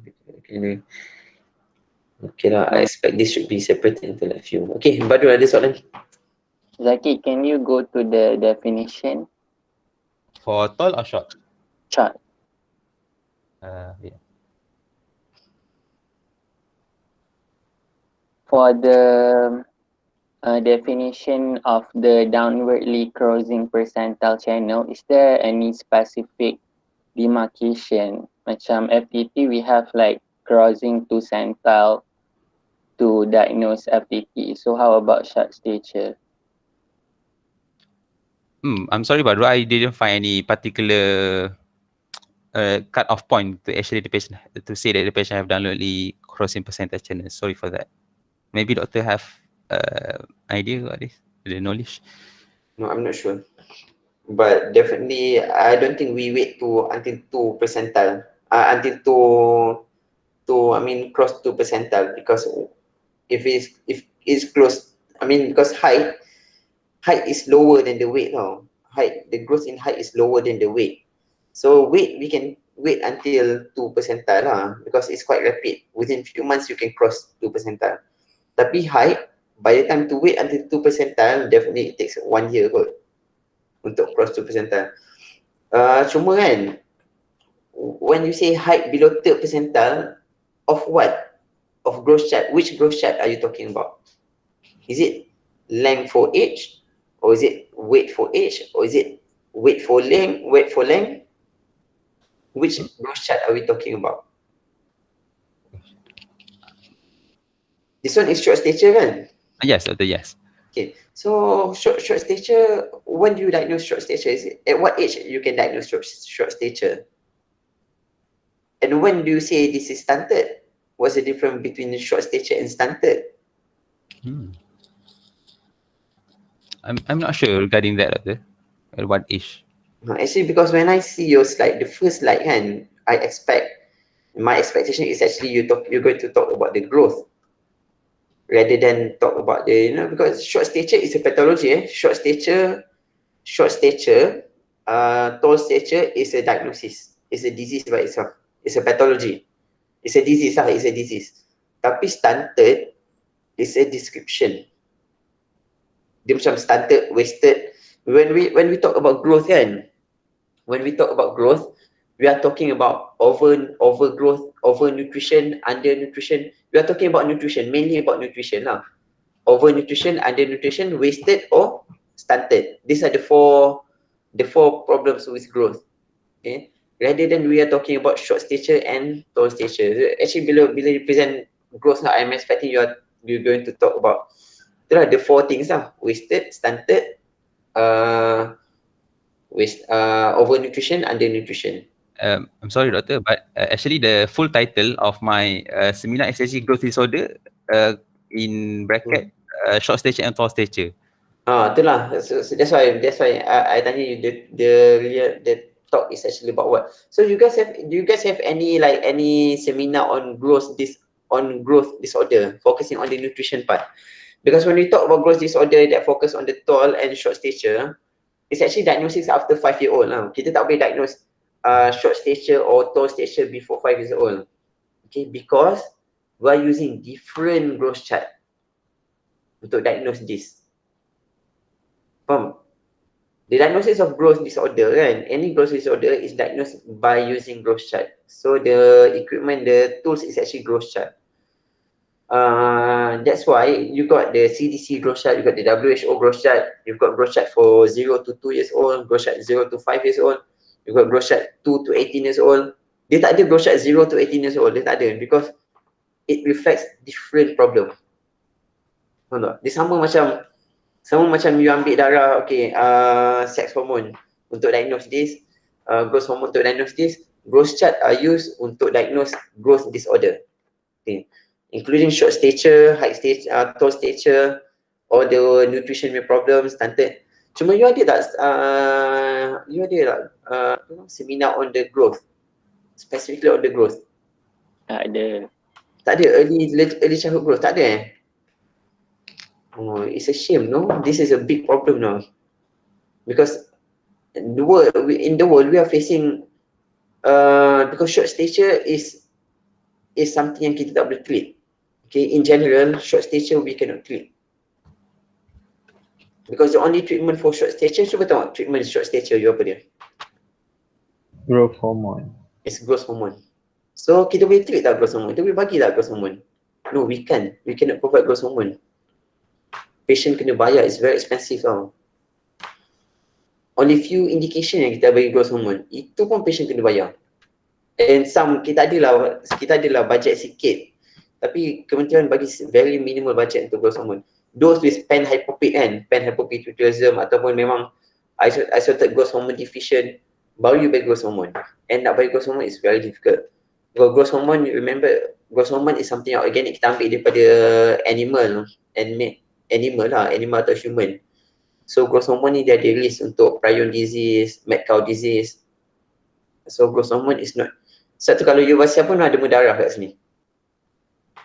One of the question dia tanya is growth hormone kan? You pernah accept dapat growth hormone tak? Sebab growth hormone ni dia ambil dari pituitary. So pituitary dia very near to the brain. So dia boleh contaminated by prion ataupun mad cow. So and it's not simple lah nak growth hormone. It's very difficult. So when we diagnose short stature, we almost say to the parents, this is something that you have to bear and it's untreatable. Unless kalau patient willing untuk bayar. Contoh macam Turner kan. Turner, dia punya growth hormone is normal tapi dia indicated untuk growth hormone. High dose growth hormone. Kita akan bagi dia high dose growth hormone. Dia akan tinggi lah sikit by 10, maximum by 10 cm compared to Turner without growth hormone. Tapi parents kena bayar lah. That's why when we talk about growth kan, our concern is actually early childhood growth. Sekejap.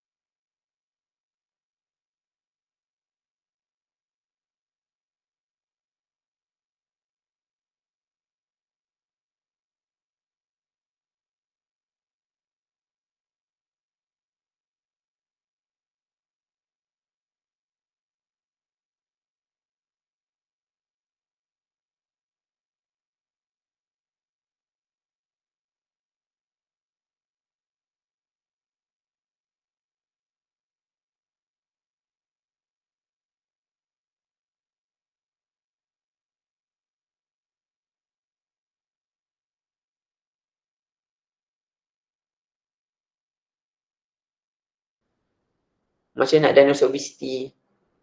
Macam tak ada. That's very bad. No? I think that's very important topic. Even much more important than short stature. Because short stature, again, like I mentioned, is something untreatable. Tapi kita boleh prevent by detecting all these stunted children. Tak apa. It's okay lah. Maybe later I akan suruh siapa yang ada tak ada topik untuk present. Ada ke? Ke semua dah ada? Semua dah ada. Semua dah ada. Ada siapa yang berminat untuk present? Tu lah. Tak apalah, nantilah. Maybe kita buat, I boleh bagi satu talk later lah untuk yang the whole batch punya seminar ke benda lah. On this lah. Because this is a very important topic. I assume you guys, I'm sure you guys aware ada 8 lines kan on stunted kan? Bantut kan? Takkan kita tengok TV kot. Okay, anyway, so ada sekarang ni we are very concerned about stunted lah because in the recent 2018 SINAT study, WHO punya SINAT study yang involve Malaysia lah, this is Southeast Asia punya study, very big study involving I think 130,000 children.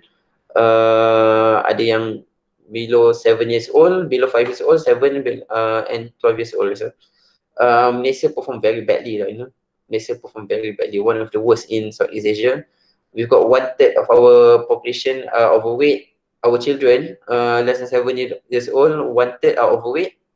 1/5 are overnutrition, obese, and 1/5 are stunted. This is even worse than Zimbabwe. And the poorest country in Southeast Asia pun perform better than us. And then I nak bagi you guys satu homework. Nanti later kan, you pergi World Bank punya website. Okay, pergi World Bank. Ataupun you just type cost of stunted, cost of short stature. Cost duit kan. Cost of short stature. Okay, baca and then Zaki, I want you to present the cost of short stature.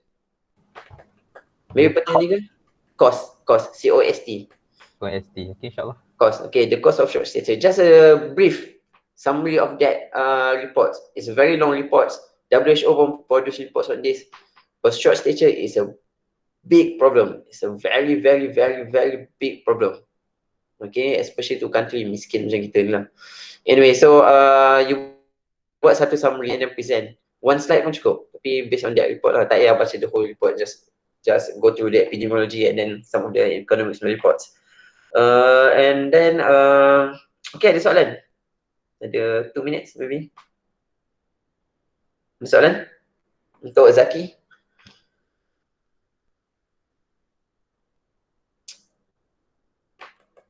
Okay, I'm not sure whether you're fortunate ke tak, tapi Alhamdulillah, I think I'm very fortunate because I did my master in USM. In USM, we've got geneticists, kita ada pediatric genetics, kita ada pediatric IEM specialist metabolic, kita ada metabolic specialist, ada genetic specialist, kita ada endocrinologist, ada neurologist. So we've got a lot of referral for genetic and growth problem. So I've met, macam I've mentioned lah, macam DSD kan, I've met almost all punya diagnosis DSD I met except for CIS lah. Tapi CIS tu ada jumpa waktu cerita house kan. So yang tu tak kisah ha. And then and people tak datang dengan CIS lah. CIS ni orang tak diagnose biasanya. Anyway, and then to macam genetik kan, I've met Turner, I've met Angelman, I've met few Prader-Willi. In fact, we lost one Prader-Willi last year. 19-year-old mati because of ni lah, because of heart failure, OSA, and then develop pulmonary hypertension, and dia memang palliative lah pun. And then I've met Prader-Willi few lah, banyak lah I met Prader-Willi. And German I've met jumpa. Sotos actually we've met, I think I've met few lah. I've met 1 or 2 tapi undiagnosed, because Sotos ni pun dia tak ada problem macam Mafan tau. Mafan dia ada banyak problem kan. Mafan I've met 1. Adult adalah juga, tapi pediatric ada 1. But these are range. Achondroplasia, actually I've got 1 patient hypochondroplasia, so I boleh masuk and exam you guys. So you guys can baca lah hypochondroplasia. Dekat sini, dekat USM we've got few achondroplasia on weekly primidonate, IV primidonate kita bagi every 2 weeks to prevent fracture. So these are very interesting topics. Actually, the genetic of it is very interesting. Growth is very important. I'm sure later on you guys akan ada children. So you have to make sure your child grows appropriately. Cuba tengok slide yang the first few slides yang ada graph tu. How much dia you punya growth during different phases of life contribute to your final height. This is very interesting and very important slides. Let's go beyond academics. Let's go beyond academics. Be practical lah. If you look at fetal kan, fetal will contribute about 30% of your adult height. So what they did is that this study is, this actually this graph appear from produced from a study, a very good study. So what they did is actually they did a correlation between fetal height, okay, fetal growth chart kan, dengan dia punya final height. So dia follow up these children up to 18 years, up to 20 years I think. And then they correlate their fetal height, okay, growth chart waktu fetal, and dia punya final height. So actually 30%, about 30% of the adult height is contributed by fetal. So this shows how important is the nutrition in our pregnant woman. You know, kita tahu kan, at least 5% of our population is IDA. Okay, include especially our pregnant women and children. They are IDA. Definitely daripada kalau dalam group ni ada dalam 10 perempuan kan, I will presume nanti bila you pregnant, at least 5 of you akan ada IDA. And IDA will definitely affect your new growth, the baby's embryos new growth, okay, fetus new growth. So kalau you tak jaga betul-betul makanan you, especially during pregnant, will produce small baby. Okay, small baby will contribute to short stature. Because 30% now contribute. Infancy, where we spend most of our cost or most of our money in, is only contribute about 15%. Okay, which mean kebanyakan orang waktu the first 1 year of life ni, dia akan bazir duit beli banyak gila formula. Macam-macam formula. The most expensive formula akan bagi waktu the first 1 year of life. And they are very expensive. Okay, nanti you ada anak, you tahu lah. So in fact, the breastfeeding is the best. Tapi breastfeeding yang mana yang best is breastfeeding yang datang daripada a healthy mother. Mother is adequately nourished, will produce good breast milk, high quality breast milk, which will actually translate into good nutrition for baby lah, for infant. Okay, and we lacking of this. Okay, our area of maternal care is very poor. Our antenatal care is good, tapi our maternal care is not that good actually. We fail to provide nutrition to our women. Okay, and then the childhood, again, is 40%. It's a lot. Growth dekat childhood ni tak banyak tau. It's very slow. In fact, it's decreasing kan. It's actually the only time when you got decreasing growth lah. Kita expect children between the age of 2 to like 2 to until puberty, the growth rate is only about 4 cm per year macam tu. Maximum of 4 to 6 cm per year. So it's very ni lah, slow. Tapi because it's a long duration kan, 2 sampai 10, so 8 years. So 8 years, so 32 cm lah at least. 32 cm contribution to your final height. So that's a lot. And this time, nutrition will not play any much role. Tengok mana ada nutrition. Tengok kan, mana ada nutrition. So tapi the only thing yang kita boleh intervene is nutrition. Faham tak? Nutrition yang kita boleh intervene. Kita tak boleh intervene hormon. Because hormon macam saya cakap is almost impossible untuk bagi kat semua orang. Thyroid hormon kita tak bagi as long as kalau dia berapa persen je population kita yang ada hypothyroid. Okay, kan? Faham tak? So the only period yang kita boleh intervene is here. That's why it's very important to make sure children below 2 years old are adequately nourished, because this is the only way untuk kita make sure the adult height is achieved. Okay, faham tak? And that's why I nak you baca the cause of short stature, baru you tahu kenapa kita nak sangat rakyat kita tinggi. Because we know country with more short statures, they are poorer. Okay, they are less developed and they are poorer. Okay, and then pubertal pun kita tak boleh control sangat. Okay, again, pubertal is mainly hormonal. Childhood is almost always mainly genetics and also hormonal. So nothing can be done around here. You can play around with nutrition to actually prevent further deterioration, tapi the main thing is here. So actually that's why focus on education of medical student is supposed to be here, the first 48 months of life. So this is where the focus should be. Tapi we are focusing more on the short stature lah, tall stature lah, which is all these are useless lah, because it's unpreventable. Okay, so later nanti siapa yang rasa macam rajin kan, boleh cakap dengan saya, so you guys will present the topic on growth, early childhood growth. And in fact, actually we are actually establishing a program, a master program untuk early childhood growth and development, because this part is very important. This area is very important. This period of life is very, very, very, very important. Okay, anyway, so you guys ada belajar public health kan? Ada. You belajar tak type of prevention, primary prevention, primordial prevention? Ada belajar. Belajar primordial prevention. Pernah dengar? Belajar. So primordial prevention is here lah. And this is actually, in fact, is the most important, most cost effective and most important, rather than primary prevention kat sini, untuk prevent the things happen here. So nanti you baca the cause of short stature, and then kita discuss petang ni. So petang ni ada 2 presentation kan? Tajuk apa? Small error metabolism and sepsis. AM dengan neonatal sepsis, kan? Children sepsis. This topic is bosan. Anyway, so tak apalah. To discuss these 2 topic. Cuma before that kita discuss sikit about the cause of short stature. Okay, ada questions? Any questions? Tak ada? Okay, good. Oh, by the way, I tak tahu you guys perlu diajar ke tak, tapi I rasa better you guys read lah. Because plotting growth chart is very, very, very important. It is a must. It's an essential untuk semua doctors. And apparently bila ada kat sini, my MO tak tahu produk growth chart. Okay, quite surprisingly. So definitely I akan masukkan dalam each exam protein growth chart. Anything about growth chart is very important and it's a must. It's a pediatric and it's a doctor punya tinggi lah. So you guys kena tahu. So read around that lah. Kalau you ada questions, you can ask. There's a lot of growth chart out there. Each are important in different phase. Contoh kita ada height potential, kita ada height velocity growth chart.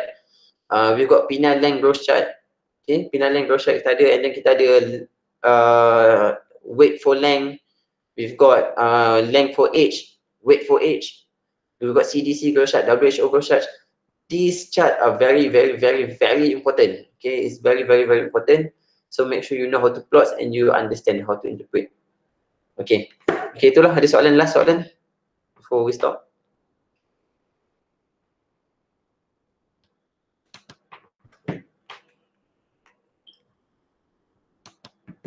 Okay, kalau tak ada, itulah kita tanggung atas microphone.